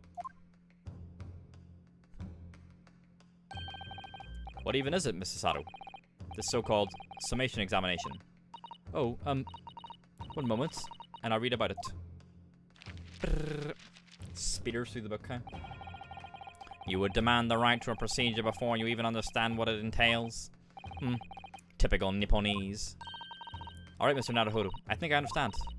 It seems that under this procedure, we will be able to appeal to the members of the jury. To do what exactly? Appeal to them to change their leaning and reverse their decisions. And it says here that if successful, the proceedings of the trial must be resumed. Make them reverse their decisions. Yes, in times gone by, barristers would use a summation examination to attempt to influence the jury's decision. But that procedure became something of a formality with no practical benefit, really, so it rather fell out of use. I wonder why. Because it was devoid of purpose. Changing just one member of the jury's mind would be hard enough, let alone several. No self-respecting defense barrister would even assert his right to try in this day and age. Still, I don't see any mention of the procedure actually being formally revoked. What are you suggesting? I'm suggesting that, although it may be antiquated and largely forgotten, it isn't yet extinct. Funny you thought I had self-respect. What do you think, Mr. Naruhodo? Bum. Bum bum. A summation examination, our last possible option. Do we assert our right to carry it out, or admit defeat? Let's go! The defense wishes to assert its right to a summation examination, my lord. Objection! London is the capital city of the most powerful nation on earth. We have a duty to the world to exemplify the very highest standards of the fucking can't talk, okay? Judicial procedure. No worries, Farrell. Have a lovely night. Lovely seeing you. Have a good sleep. Summation examinations are an embarrassment that should remain buried. Objection! But if it's alright, it's alright. I believe it could prove vital in this trial. The defense's petition is perfectly valid. The court will proceed with the summation examination. This is madness. Foreman, are you and the remainder of the jury ready? Eh? Well, I'm not, There was no mention of this in the letter I received, you see, so... Fuck, I should've got water time. All members of the jury will be asked to explain on what grounds they have reached their decision. On what grounds? You must all justify your decisions and explain why you believe the defendant to be guilty. Well, my lord, you're rather putting us on the spot. This is most irregular. No mention was made of this before. I don't really hold with all this justifying lark. It seems you have thrown the jurors off. It seems none of them have experienced this before. Heck, it's old as fuck, that's why. Alright then, the summation examination. A defense procedure no practicing lawyer has attempted for years, is it? Well, just maybe. It might be the opportunity we've been looking for. To turn this trial around. Yes, let's go. So be it then. Ladies and gentlemen of the jury, the court hereby calls upon you to state the grounds on which you find the defendant, Magnus McGilded, guilty of this most serious crime. Oh, battery's about to die. Judicial findings. The jurors' contentions. There was no one else inside the carriage at the time, so it has to have been him. I trust the driver. He has an excellent memory, it seems. 4 passengers, with fares totaling 20 pence. He struck the chap next to him just like this. Brazen, I must say. Absolutely brazen. I've simply typed and collated all the statements made thus far and drawn the logical conclusion. You can trust the guild. Fair fares is our motto. Go and read, the price is about 4 pence for years. Look, the scoundrel stabbing that poor man on the floor. It beggars belief. Fuck. Fucking voice going like that. I'm sorry, I wish I hadn't pushed for this now. Some of the jurors don't seem to have wonderfully formed arguments though, do they? Well, let's see what we can do. We need to get these 6 people to change their minds. I'll have to throw everything I can at them and use some very persuasive language. Just a moment, Mr. Naruhodo. According to my book, that's not quite how it works. Oh? I thought I was going to have to thaw their icy minds with some heartwarming rhetoric about the defendant. Unfortunately, once the jurors have decided the defendant is guilty, they're unlikely to heed anything the defense says. But then, they've reached their conclusion by their own reasoning, you see. Your pleas will sound like excuses. In fact, it could recoil on you. The more you try to persuade them, the more entrenched they may become. No drinks at all? No. No, nothing. So what on earth am I supposed to do? Oh dear, I'm just citing what I've read about British law, Mr. Naruhodo. I didn't have a lot of time to start my stream, huh? Right, I'm sorry. Do you have any idea how to make this work then? Well, from what I can understand, the key to this procedure is using the jurors' own words to make your arguments. What do you mean? Well, the 6 members of the jury are randomly selected members of the public. Randomly selected. They may appear to be presented a unified front, but the truth is, they are complete strangers who just happen to find themselves here in the courtroom together. And? That's the way to break them down, you mean? Yes, exactly. Well, Sasato just keeps her book just like hanging here in her sleeve. We must listen very carefully to what each member of the jury says, and see if we can identify any contradictory statements. If we can, we then contrast the statements and pit the corresponding jurors against each other. Nice. I see, so it's contradictions in what 2 or more jurors say that we're looking for. In a way then, this is similar to your regular cross-examination. Oh, yeah, yes, I suppose you're right. Find contradictions in their statements, and pit the jurors against one another to break them down. Alright, I might be able to pull this off. Nope, that's not right. I have to pull this off. Can we start proceedings, counsel? I would ask you to take the stand for this. I'm expecting a clear and concise rebuttal. Yes, my lord. Let's go, huh? Turn them all against each other, yes. Jury examination. The defense's rebuttal. Oh, there's like a pit option. No one else inside the carriage at the time, so it has to have been him. So the first guy is about, like, there's no one there. She trusts the driver.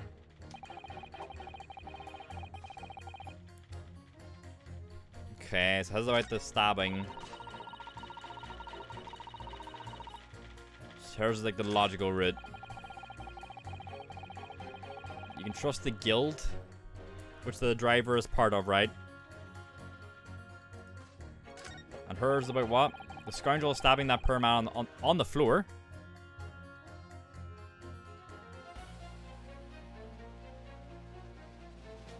That's not right.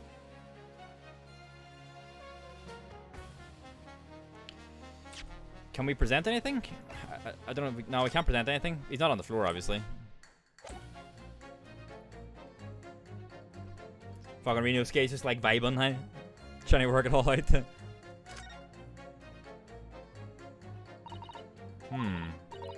So, we just need to find 2 jurors with contradictory statements and put them against each other. It's so much easier said than done. Is that perhaps what you were just thinking? How did you know? Oh, here comes the book again. Well, I took the liberty of doing some research, in case you happen to find yourself in just such a situation. Shall I read you what I found out? It is a little long, I'm afraid. Sure. Let's hear. Very well, listen to this. During the summation examination, you will hear the assertions of the 6 members of the jury. In this situation, the counsel for the defense should use R and pit with impunity. Having done so, you will be able to compare the chosen assertion with those of the other jurors. Select the corresponding button so you listen to the other jurors' assertions again. Note that you cannot choose the assertion of the juror you initially suggested. Okay, so you can't put them against himself. Nor can you choose assertions of jurors who have changed their leaning to not guilty already. Okay. Once you've compared the various jurors' assertions, work out which 2 contradict each other, and then pit them against each other with R to pull them apart. I see. She wasn't joking when she said it was long. Wasn't that long at all, though. First step is to listen very carefully to what each individual juror has to say. Then I'm sure you'll start to see which ones might not quite agree with each other. Alright then. Get this right now. I never had to listen to that long and boring explanation again. That's the spirit. So, what I am thinking is that... So she trusts the driver. She trusts the driver, but the woman with the typewriter is all about the facts, so I don't think they will agree. So I'm gonna put them against each other. I have simply typed and collated all the statements made thus far and drawn a logical conclusion. Maybe not actually. I'm gonna try and put them against each other.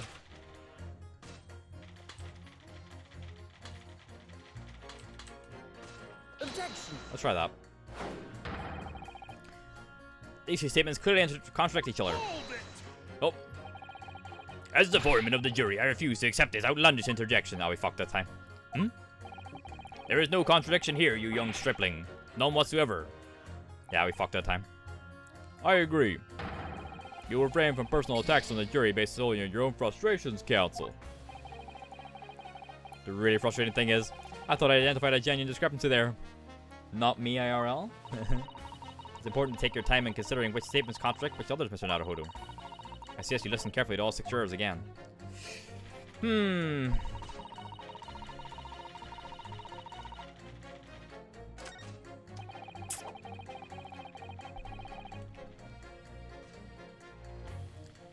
Maybe him talking about like that and the other woman talking about on the floor, maybe?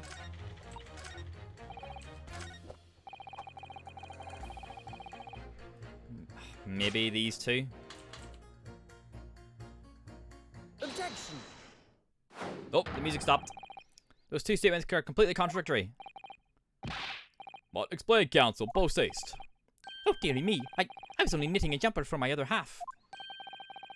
What is all this claptrap? What does contradictory even mean, I ask you? We've heard from more than one witness that they allegedly saw the actual moment when the defendant stabbed the victim. Now, out of curiosity, juror number 3.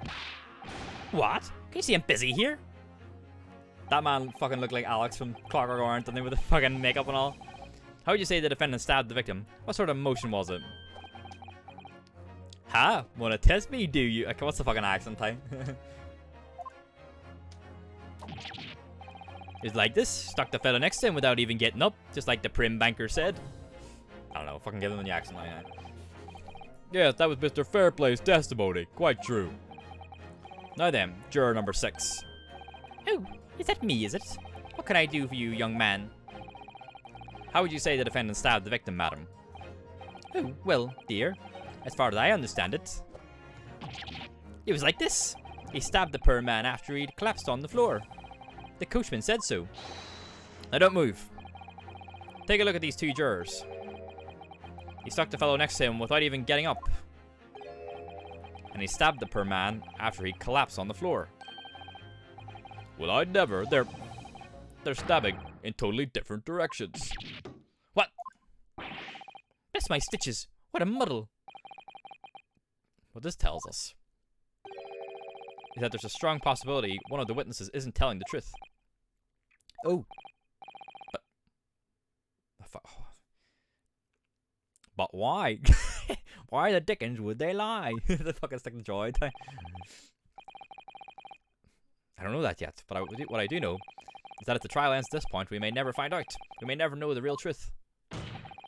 Ladies and gentlemen of the jury, can you really let that happen in all good conscience? Lies, you say? Oh, dearie me. I can't abide people telling lies. Aha, we got them. The scales. I don't believe it.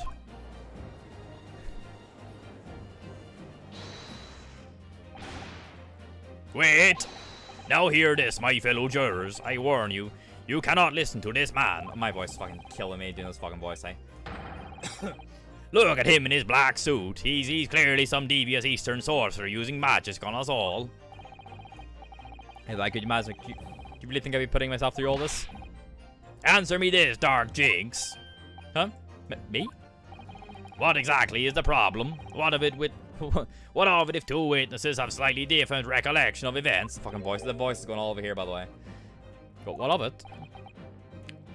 Let's say the Shylock did stab the victim as he was sat next to him on the omnibus. And this young dandy saw him do it. And now let's say the victim collapsed on the floor and then Shylock stabbed him again. And this old lady saw him do it. I'm giving it all I've got. What? What's to say it didn't happen like that, hmm? Who you calling a dandy, sir? Why, I should take this knife to you. Who are you calling old? Why, I should take this needle to you. They're ready to kill each other now. Just change the voice then. No. But could the foreman of the jury be right? The jury.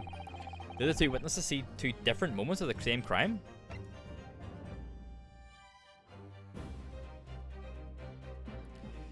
Did the two witnesses see two different moments of the same crime?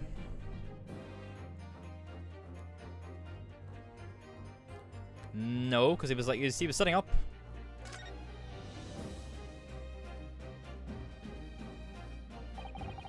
Unfortunately, Mr. Foreman. What is it, you Dark Jinx? Come on, out with it. What you're suggesting is impossible. It's out of the question. Yeah, there's no stab wound. Well, yeah, I mean, yeah.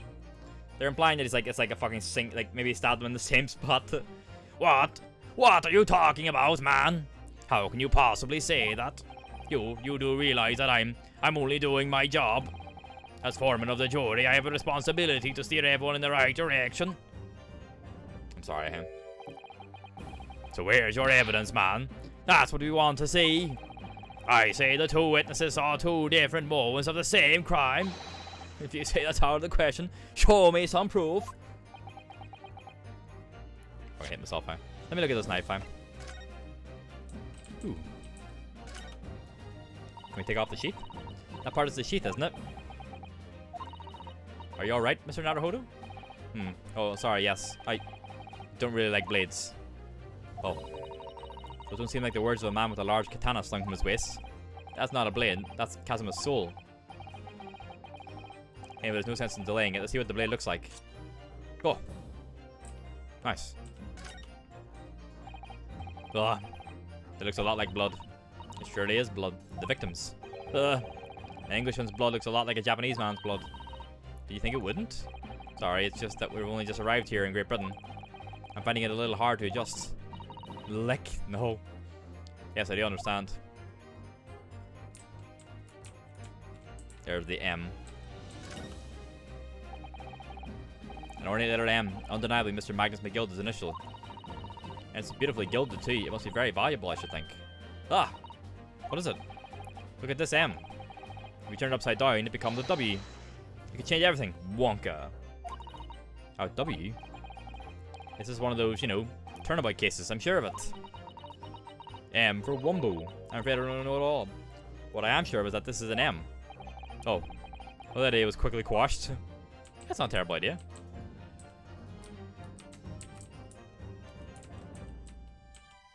Okay. Anything on the outside of the book before we open it? This portfolio must contain all sorts of secrets of London's gentry. Oh dear. Do you really think we ought to look inside? Well, it's not as though we know any of London's gentry personally, is it? Apart from our great detective friend, perhaps. And for motherfucker? Actually, I wonder. I assure you will not find Mr. Sholmes' name inside. Well, let's see what we find. Oh.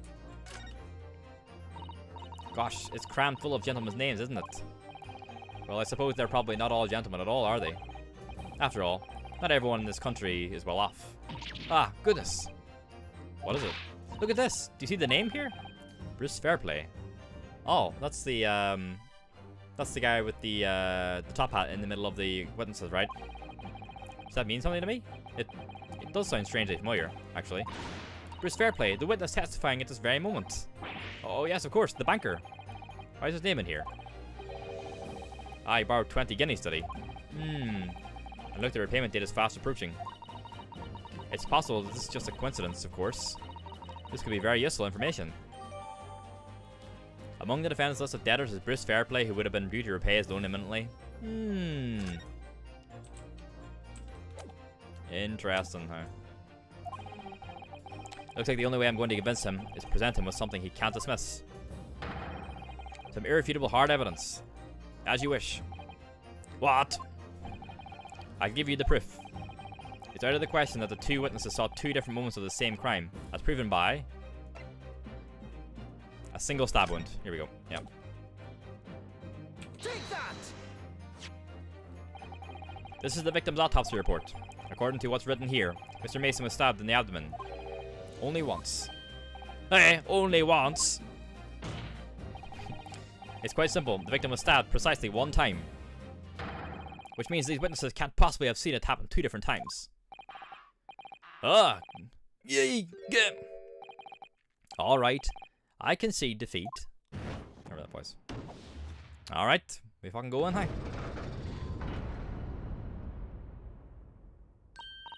Oh, well done, Mr. Naruhodo. You did it. If we can manage to change two more jurors' minds, we can force the trial to continue. Two more, actually.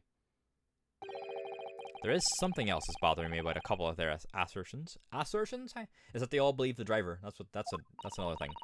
That's where you must strike next. Then you pit two more jurors against each other and show there's another contradiction in their assertions. Exactly. You can do it. Assertions, Well, the scales of justice have shifted, but they still weigh heavily on the side of guilt. Counsel, you have the floor again. Continue with your summation examination. I'm no lover of the rich, but I despise liars even more. Innocent is my call, for now at least. You're done that time. I simply typed and collated all the statements made thus far and drawn the logical conclusion. You can't trust the guild. Fair fares is our motto. We haven't raised prices above 4 pence for years. Dear me, you can't make accusations based on lies. I wonder if the poor man is innocent after all. We'll cycle back around, hey? Alright. What do you think, Mr. Naruhodo? I took the liberty of doing— No! Wait. Is this the same thing? It's probably the same thing. If so, we'll just brace through it. Yep, okay, same thing. Speeders! I thought it might have been something different.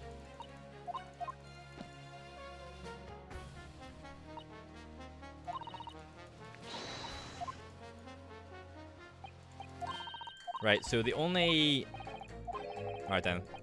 So we only have 4 people we can look at now. You can't pit them against anyone who has already said something. Wait. So, right. So you can't pit against someone who's already innocent, but can you pit someone who's innocent against someone who's not innocent? And then like not guilty against guilty? I can't remember if they did that.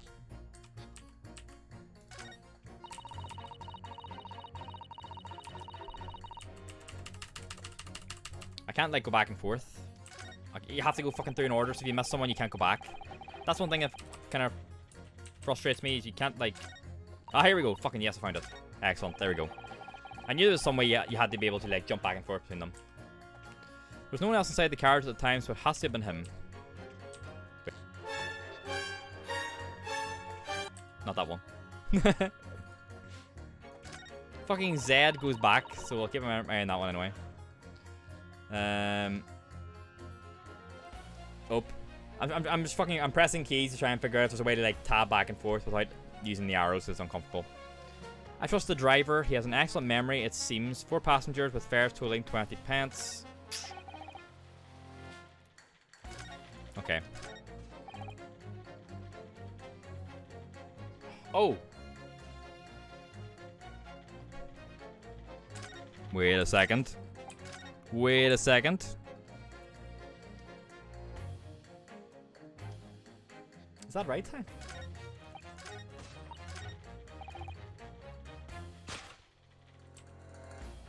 You. Objection! That math don't add up though, done it? Those 2 statements clearly contradict each other. They do. Explain yourself, counsel. Me? Oh dear, what have I said? I swear on Silver Blaze's maiden name, I haven't the first idea what you're talking about. Fucking hell. According to the group testimony we've heard so far, there were 4 passengers on the omnibus on the night in question. And according to the coachman, Mr. Beppo, he took 20 pence in fares. Quite right. I have those precise details recorded neatly here in front of me. And juror number 5 also told us the following. The fare for the omnibus is always 4 pence. That it is, a fair and convenient single price. Just the way London's carriages should be operated. This clearly Texan man in London. But that doesn't add up at all. In fact, it leaves a glaring discrepancy in the facts. Why, man, why? 4 passengers paying 4 pence each, if you do the multiplication. Ah! It would be 16 pence. Exactly. As I said, it doesn't add up. The figures are different. By 4 pence, in fact. Or precisely 1 person's fare. 1 person's fare. Yes. In other words, on the omnibus that night, it's distinctly possible there was another passenger we've heard nothing about. Good gracious. This can't be right. Baby time. Alright, Noodle. Have a good night, and you can watch the rest in the morning. See you later. Bye bye. Been about another half an hour or so. The coachmen of the guild are good, honest men, one and all. Trustworthiness is our watchword. The figures your coachman claims most certainly do not add up. Your watchword, good sir, is a fallacy. I beg your pardon. Oh, they're turning, huh? Mr. Guildmaster, I think you ought to consider that if this trial were to end now, the news will surely spread all over London. The news that once one of your coachmen tried to hide the fact that he let some nefarious characters ride his omnibus. Huh. Alright then, how do I make it so this miserable trial doesn't end, I wonder how him. Well, according to my book here, you simply launch a ball of fire onto the innocent side of the set of scales. Now hold your horses there, coachman. We were all in agreement. Why do you have to go and... Wait till I get my hands on you, Beppo. Fucking hell. Reminder for tomorrow for myself. I need water. Just fucking to water, huh? Ah, this is all very irritating. Begging your pardon, sir. I'm going to do the same. Ah, she's out too, yes. We got him, boys. For the love of Mike, not you as well. A penny can be the difference between a smile and a tear, after all. I certainly can't put my trust in someone who doesn't follow my exacting standards in financial matters. Oh, really?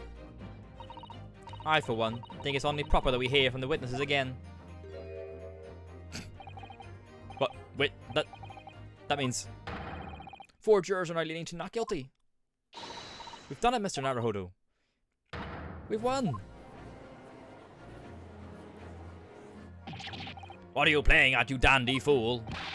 Shut your trap, sir. No one deceives me. But we had a consensus. I said shut your trap. I know a liar when I see one. And if the chap ever dares cross the threshold of my shop, I'll take this razor-sharp blade and shave every last hair off his head. Please tell me he's a barber. Well, in a quite remarkable turn of events, the defense's summation examination has flipped the balance of the scales of justice. The jurors now stand at 2 for guilty and 4 for not guilty. Accordingly, there is no longer a large enough majority among the jury for me to adjudicate, and the trial must continue. We go again. I hereby ask the defense, prosecution, and witnesses to return to their places, and I call upon all of you to continue to pursue the truth. We go again. So, Lord Van Zieks, continue to substantiate the case for the prosecution, if you please. No worries, Emmy. Have a lovely sleep, pal. See you later on. Oh, he'd be pouring again.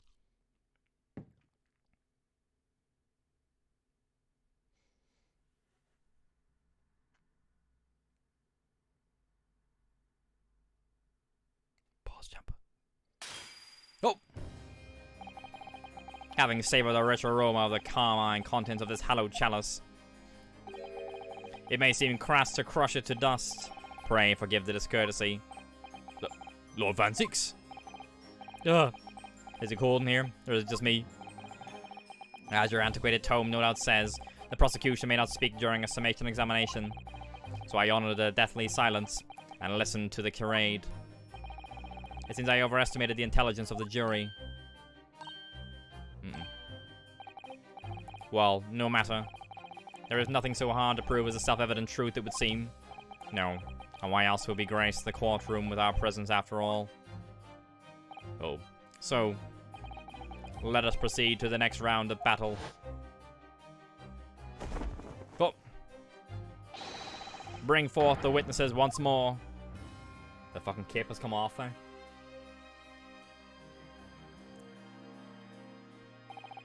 Witnesses, I trust you've heard the summation examination we just had to endure. Yes, sir. That I did, sir. Of course I heard it.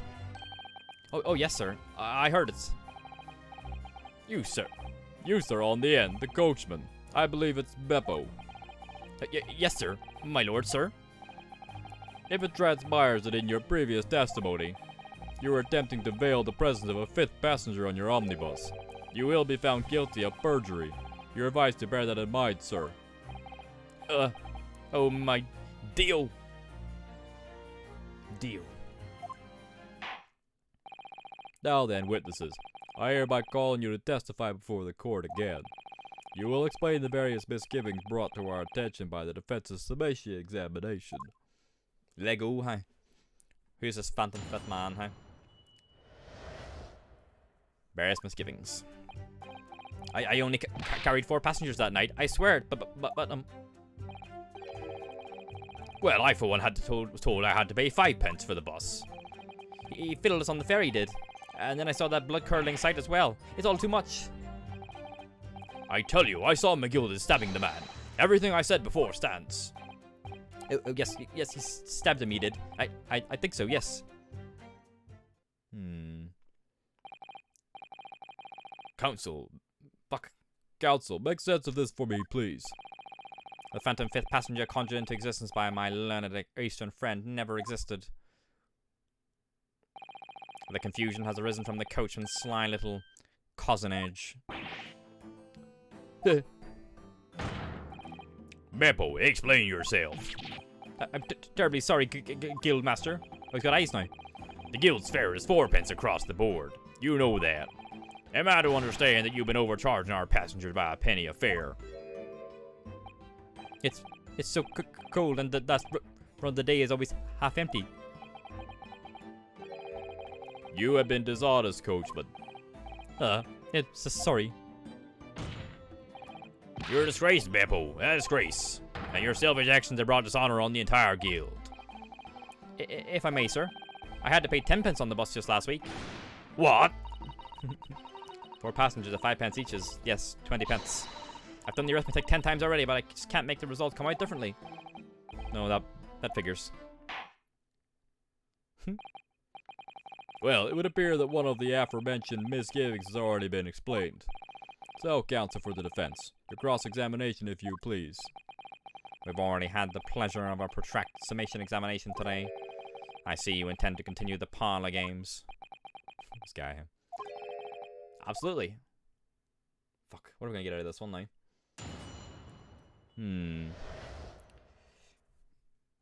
Let's see. I only carried 4 passengers that night, I swear, but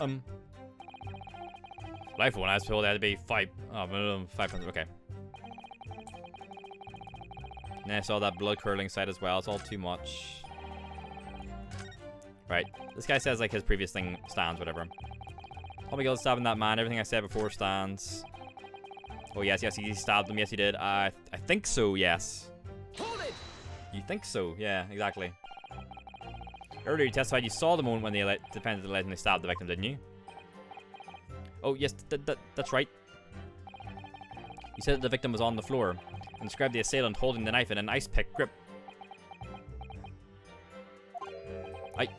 I suppose I might have, you know, yes, put the cart before the horse, maybe. What's this? Well, I'm quite sure about most of it. I was driving the horses when I heard a scream from the seats on the roof deck. Oh, I expect that was me, sir. That when I turned around, yes, yeah, I just saw through the skylight. The gentleman was on the floor and the knife was sticking up out of his from midriff. That's right, yes, and the fellow holding the handle was the famous man, yes. So in short, you didn't see the moment when the victim was actually stabbed at all. I really thought I did, but when I go over it again in my head, no, I suppose I didn't actually see the precise moment of the stabbing, did I? Excuse me. What's going on here? Do you have something to say about that, Mr. Fairplay? Now you listen to me. I know what you're thinking. He didn't really see the exact moment the fellow was stabbed. What are the chances of that? Hey? Are you asking me or telling me? He's getting flustered. I may be able to extract some new information from him if I answer him cleverly. Could he have just happened to see the exact moment the crime was committed?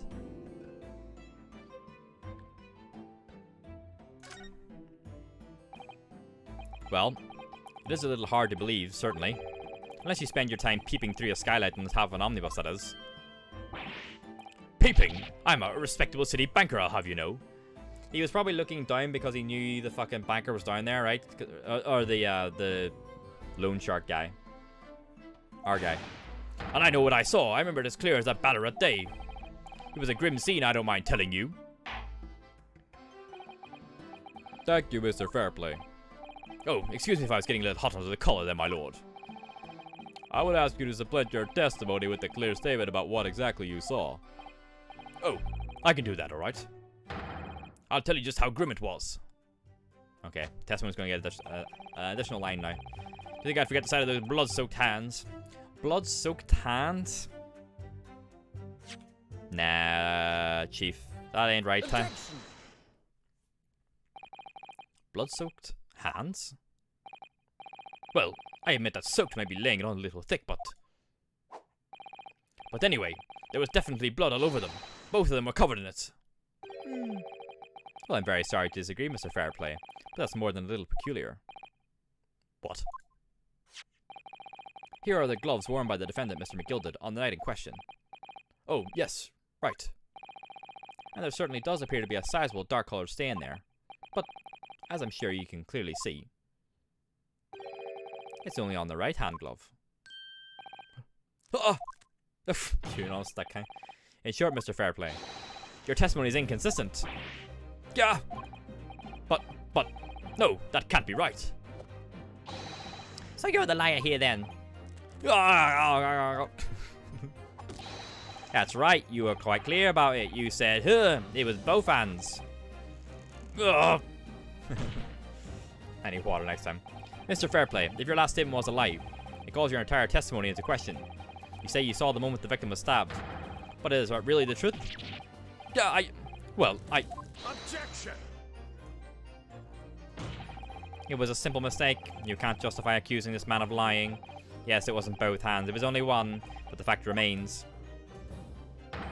The victim's blood was on the accused.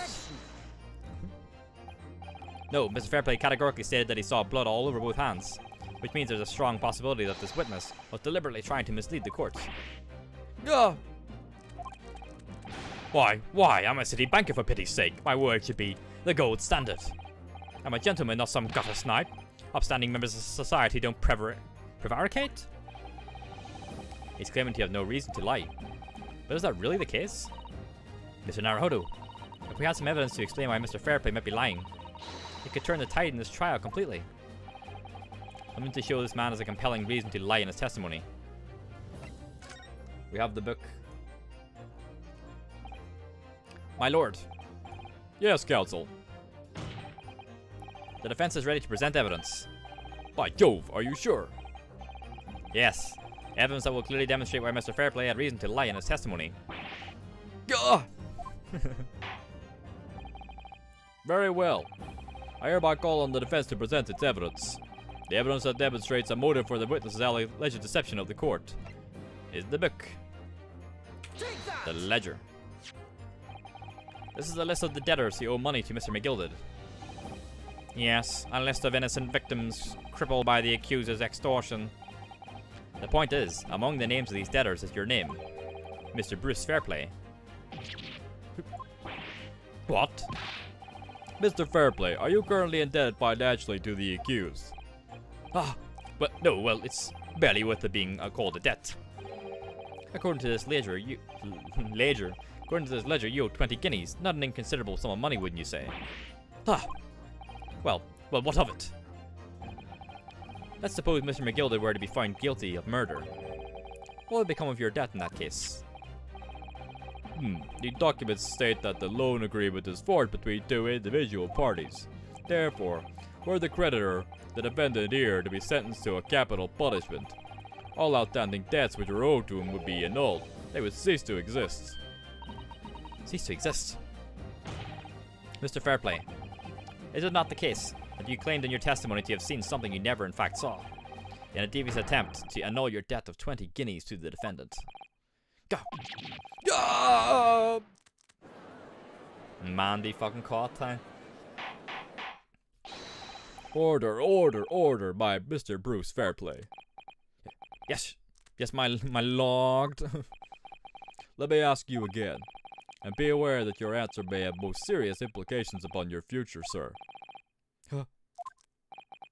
Did you or did you not see the precise moment in time in which the defendant is alleged to have thrust a knife into the victim?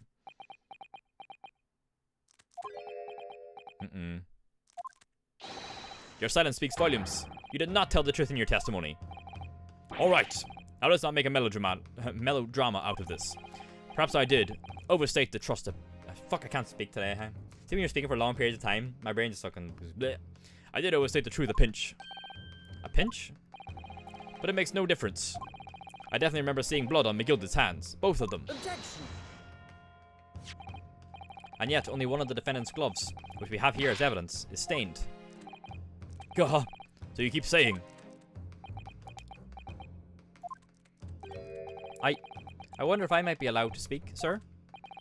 Go ahead, Mr. First. Well, I suck at doing the reading out loud thing. It's just like long periods of time, eventually your brain just like stumbles over itself. Well, the thing is, I think I remember seeing it myself as it happens. Seeing what? The blood, sir. On the assailant's hands. I think, yes. I'm almost sure that it was on both of his hands, not just one. What? What? You're lying too. It would appear that we're going to need further testimony from all you witnesses. This time, I would like to know precisely what you did and what you did not see. Do I make myself perfectly clear? Yes. Yes. Mr. Naruhodo, this is good news. The course of the trial seems to have shifted slightly, at least. Yes. Might finally have a chance to turn things around here. Yes, let's go. Witness testimony. What the witnesses really saw. There was blood on both hands of the assailant. I sincerely and distinctly remember that. However, I suppose you might say that I didn't see the exact moment the stabbing transpired, if that matters. I remember seeing the knife, and I remember seeing both of the attacker's hands with blood on them. I didn't see anything myself. No, not until I heard the scream. Anyway, the fact remains, there can't have been anyone else inside that carriage, or we all would have seen. Okay.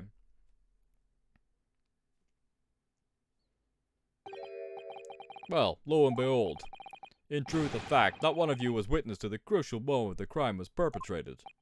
I apologize, my lord, but honestly. There was no one else inside that carriage, and the man's hands were covered in blood. That much incriminating evidence is tantamount to saying we saw the man do it. That's really not what testimony is about. Let us examine the interior of the omnibus once more. The victim's fresh blood is clearly visible on the seat, corroborating the witness's accounts. In other words, there is no substantial nor significant change in the facts of the case. Very well. Your cross-examination, please, counsel. Yes, my lord. Alright. We need to dig some stuff up, huh? I don't know what we have so far. Blood on both hands of the assailant. I sincerely didn't think I remember that. However, I suppose you may say that I didn't see the exact moment the stabbing transpired, if that matters. I remember seeing the knife, and I remember seeing both of the attacker's hands with blood on them. I didn't actually see anything myself, no, not until I heard that scream. Which would have been first scream. In fact, it means there can't have been anyone else inside that carriage we all would have seen. Hold it! Really? Everything you saw of the incident was through the skylight on the roof of the omnibus? That's right. It was fiercely cold that night, but the glass wasn't frosted over. Oh yes, I remember I was shivering, it was so bitter. Which rather begs the question of why the pair of you were sitting on the roof deck in the first place. Wrong voice time. Fuck. Well, I don't know about this young fellow, but I couldn't enter the cabin. Oh? Why not? It was locked from the inside. I tried knocking, but no one opened the door. It was locked? That's right, and I was a public bus service for pity's sake. That's not what I call fair play. Yes, I had exactly the same experience. I tried knocking, but the gent inside just gestured at me to clear off. So I had no choice but to climb up to the roof deck and look down longingly into the warm cabin below. Well, I can assure you I wasn't just looking down, I was glaring long and hard. And that's precisely why I can tell you with absolute confidence that if there was anyone else at all inside that cabin, we would have noticed. Unequivocal, I would say. Not sure about these two witnesses. Could they really have seen everything inside the cabin through the skylight? No, I don't think so. Allow me to confirm one thing, Mr. Fairplay. You were riding this omnibus and witnessed the events in the cabin through the skylight on the floor of the upper deck. Is that right? That's right, yes. In that case, there is a portion of the cabin interior that would have been out of sight from you. What? By golly, really? Obviously at this stage we can't say for sure. It depends what bench you're sitting on, but the possibility cannot be denied. that all the time of the incident, there could have been another passenger in the enclosed cabin of the omnibus. Objection! Well, it'll be like right underneath where they were. There's a bench, but there's like a seat where they couldn't see. Enough hypothetical meandering, my Nipponese friend. The prosecution demands that you substantiate your claims. After all, the scene of the crime is here, in the flesh. Very well, I will uphold the prosecution's demand. You will identify the area in this cross-sectional plan of the omnibus. Where exactly in the omnibus are you suggesting that this potential extra passenger could have been situated? Here. That they're up here. If they are here looking down, they will see this part. They won't see here though. There. The part. Take that! Both rows of seats on the roof face in the direction of travel, whereas the seats in the enclosed cabin face each other. Which means the visible part of the cabin, which passengers on the roof deck can see through the skylight, is as I've drawn here. That's right, my lord. As you can see, the seat opposite the one on which the victim and his attacker were sitting is obscured from view. In other words, if someone had been sitting on that seat, it's quite possible that these witnesses would have been completely unaware of it. Oh! Yeah. Invisible man in it. Objection! It's quite possible that some phantom was sitting there. You Nipponese have a forbidding habit of obscuring the truth with ambiguity. Stop saying that, please. I concur with the prosecutor's rejoinder. In a British court of law, evidence is paramount. I cannot entertain this conjecture, counsel. That is, unless you're able to put a name to this mysterious passenger to whom you allude. Oh. Can you, Mr. Naruhodo? I honestly don't know. Who could it have been? Who could have been in the other seat, which is out of sight from the witnesses on the roof deck? Ugh.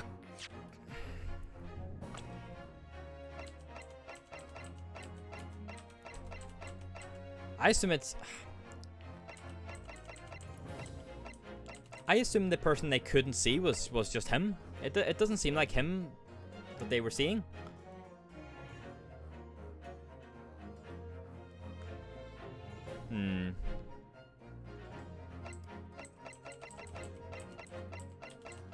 It was Mail Strongheart time. So they're saying that he stabbed him like this. Whenever I see someone who's stabbed to the front, I assume they were stabbed from the person sitting in front of them. But because these people now, neither of them saw the crime, and then their word means nothing. I think he was sitting opposite them. I don't know.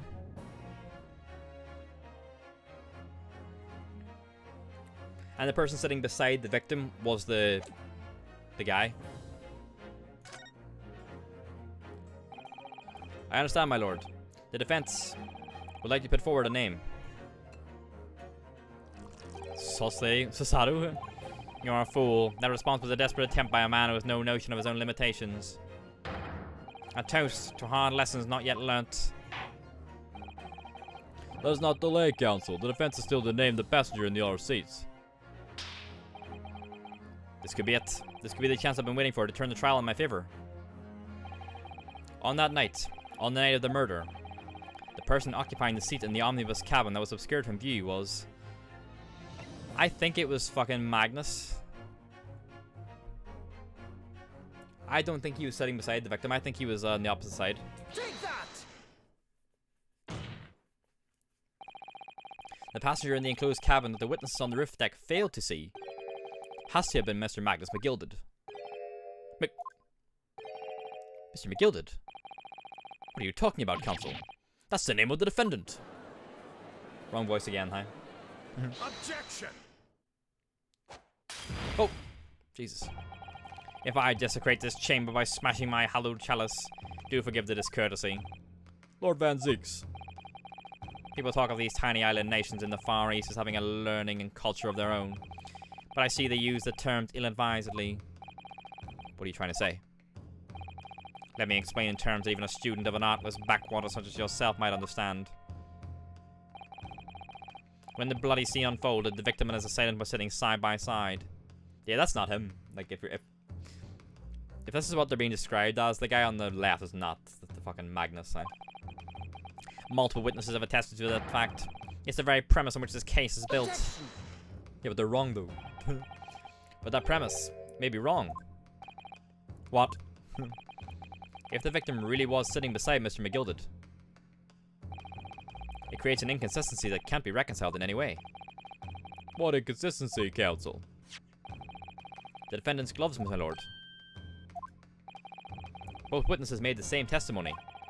They claim that there was blood on both hands of the person sitting next to the victim. Right, there you go. Objection! Yeah, we know the truth to be otherwise. Only one glove bears the gory remains. Oh, we go back, huh? The point is, even in the face of irrefutable evidence, both witnesses have maintained their stance. Yes, their testimony remains unchanged. Exactly, they both adamantly swear that they clearly remember seeing blood on both hands of the assailant.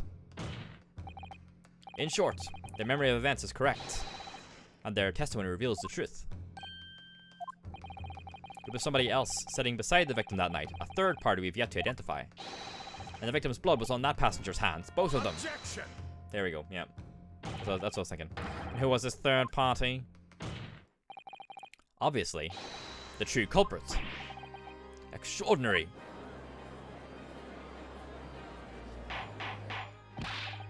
Order, order, order. What exactly are you postulating? Objection!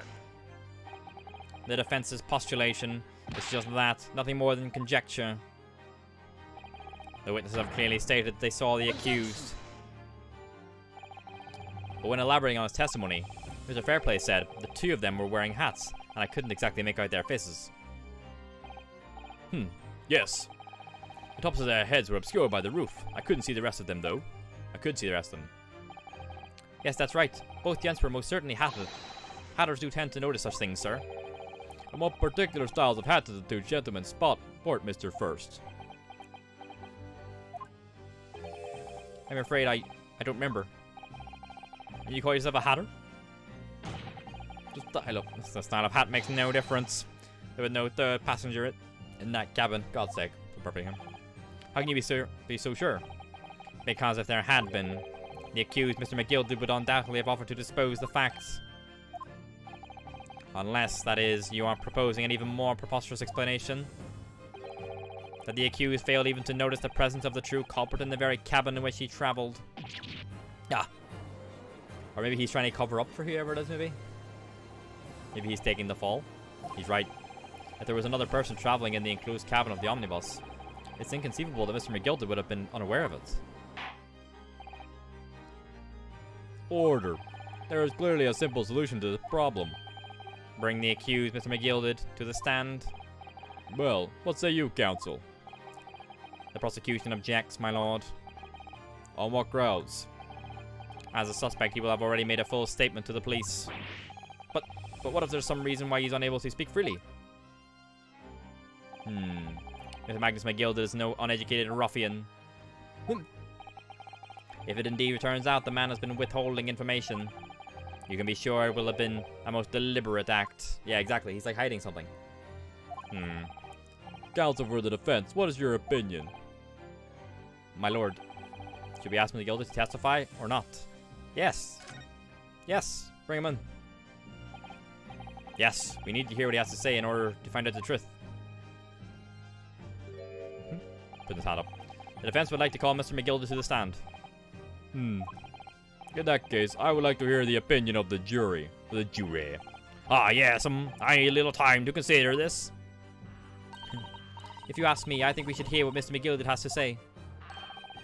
Get that man out here, I say. It would be utterly illogical not to hear his testimony. When something needs done, and get it done. That's how I run things at the guild. Hearing what the patron of my favourite little park has to say? Oh yes, that would be lovely. I sneeze. Yes, the jury says the man must be heard. Very well. The court will hear the defendant's testimony. Bailiff, show the defendant to the stand at once.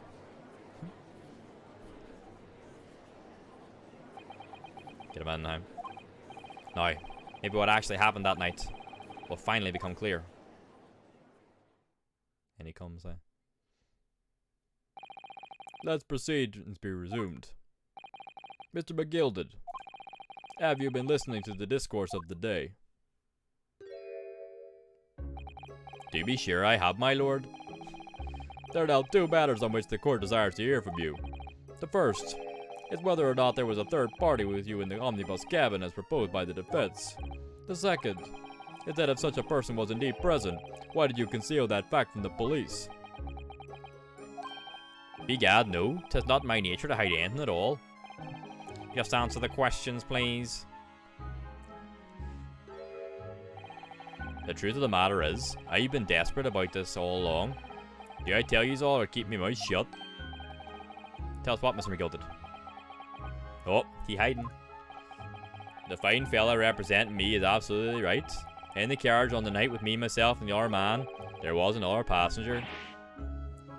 It's true. Aye, and 'twas me who helped the little urchin get away after it all happened. I fucking told you. I knew at times. He's covering up for them. You... What?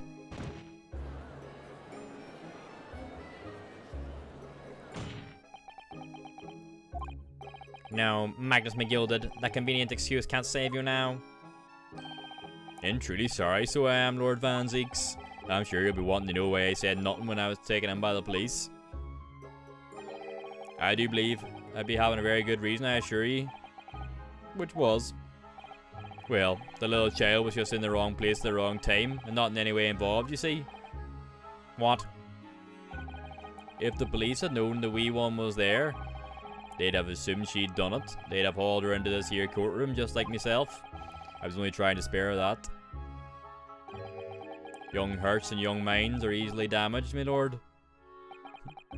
So he's saying he's kind of putting the fucking spotlight back on himself. And who was this young child of whom you speak? That I don't know. You don't know? Aye, well, the wee thing just happened to be in the carriage that night. I never saw her before or since. Objection! We have absolutely no reason to believe this man. The prosecution calls for the witness's statement to be disregarded by the court. You know, I wouldn't be surprised if the urchin isn't here in this courtroom as we speak, listening to the proceedings. What? Fuck! Huh. Fuck! Shit!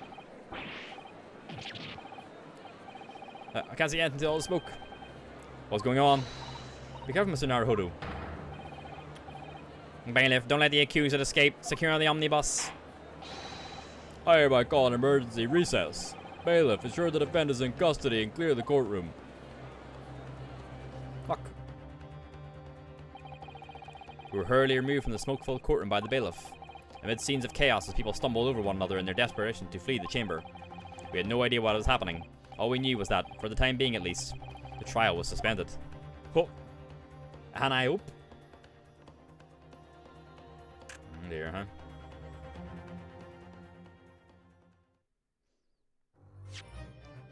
And that's gonna be it for tonight's chat time. Perfect time to end time. It's like the game knew. It's like the game knew, huh?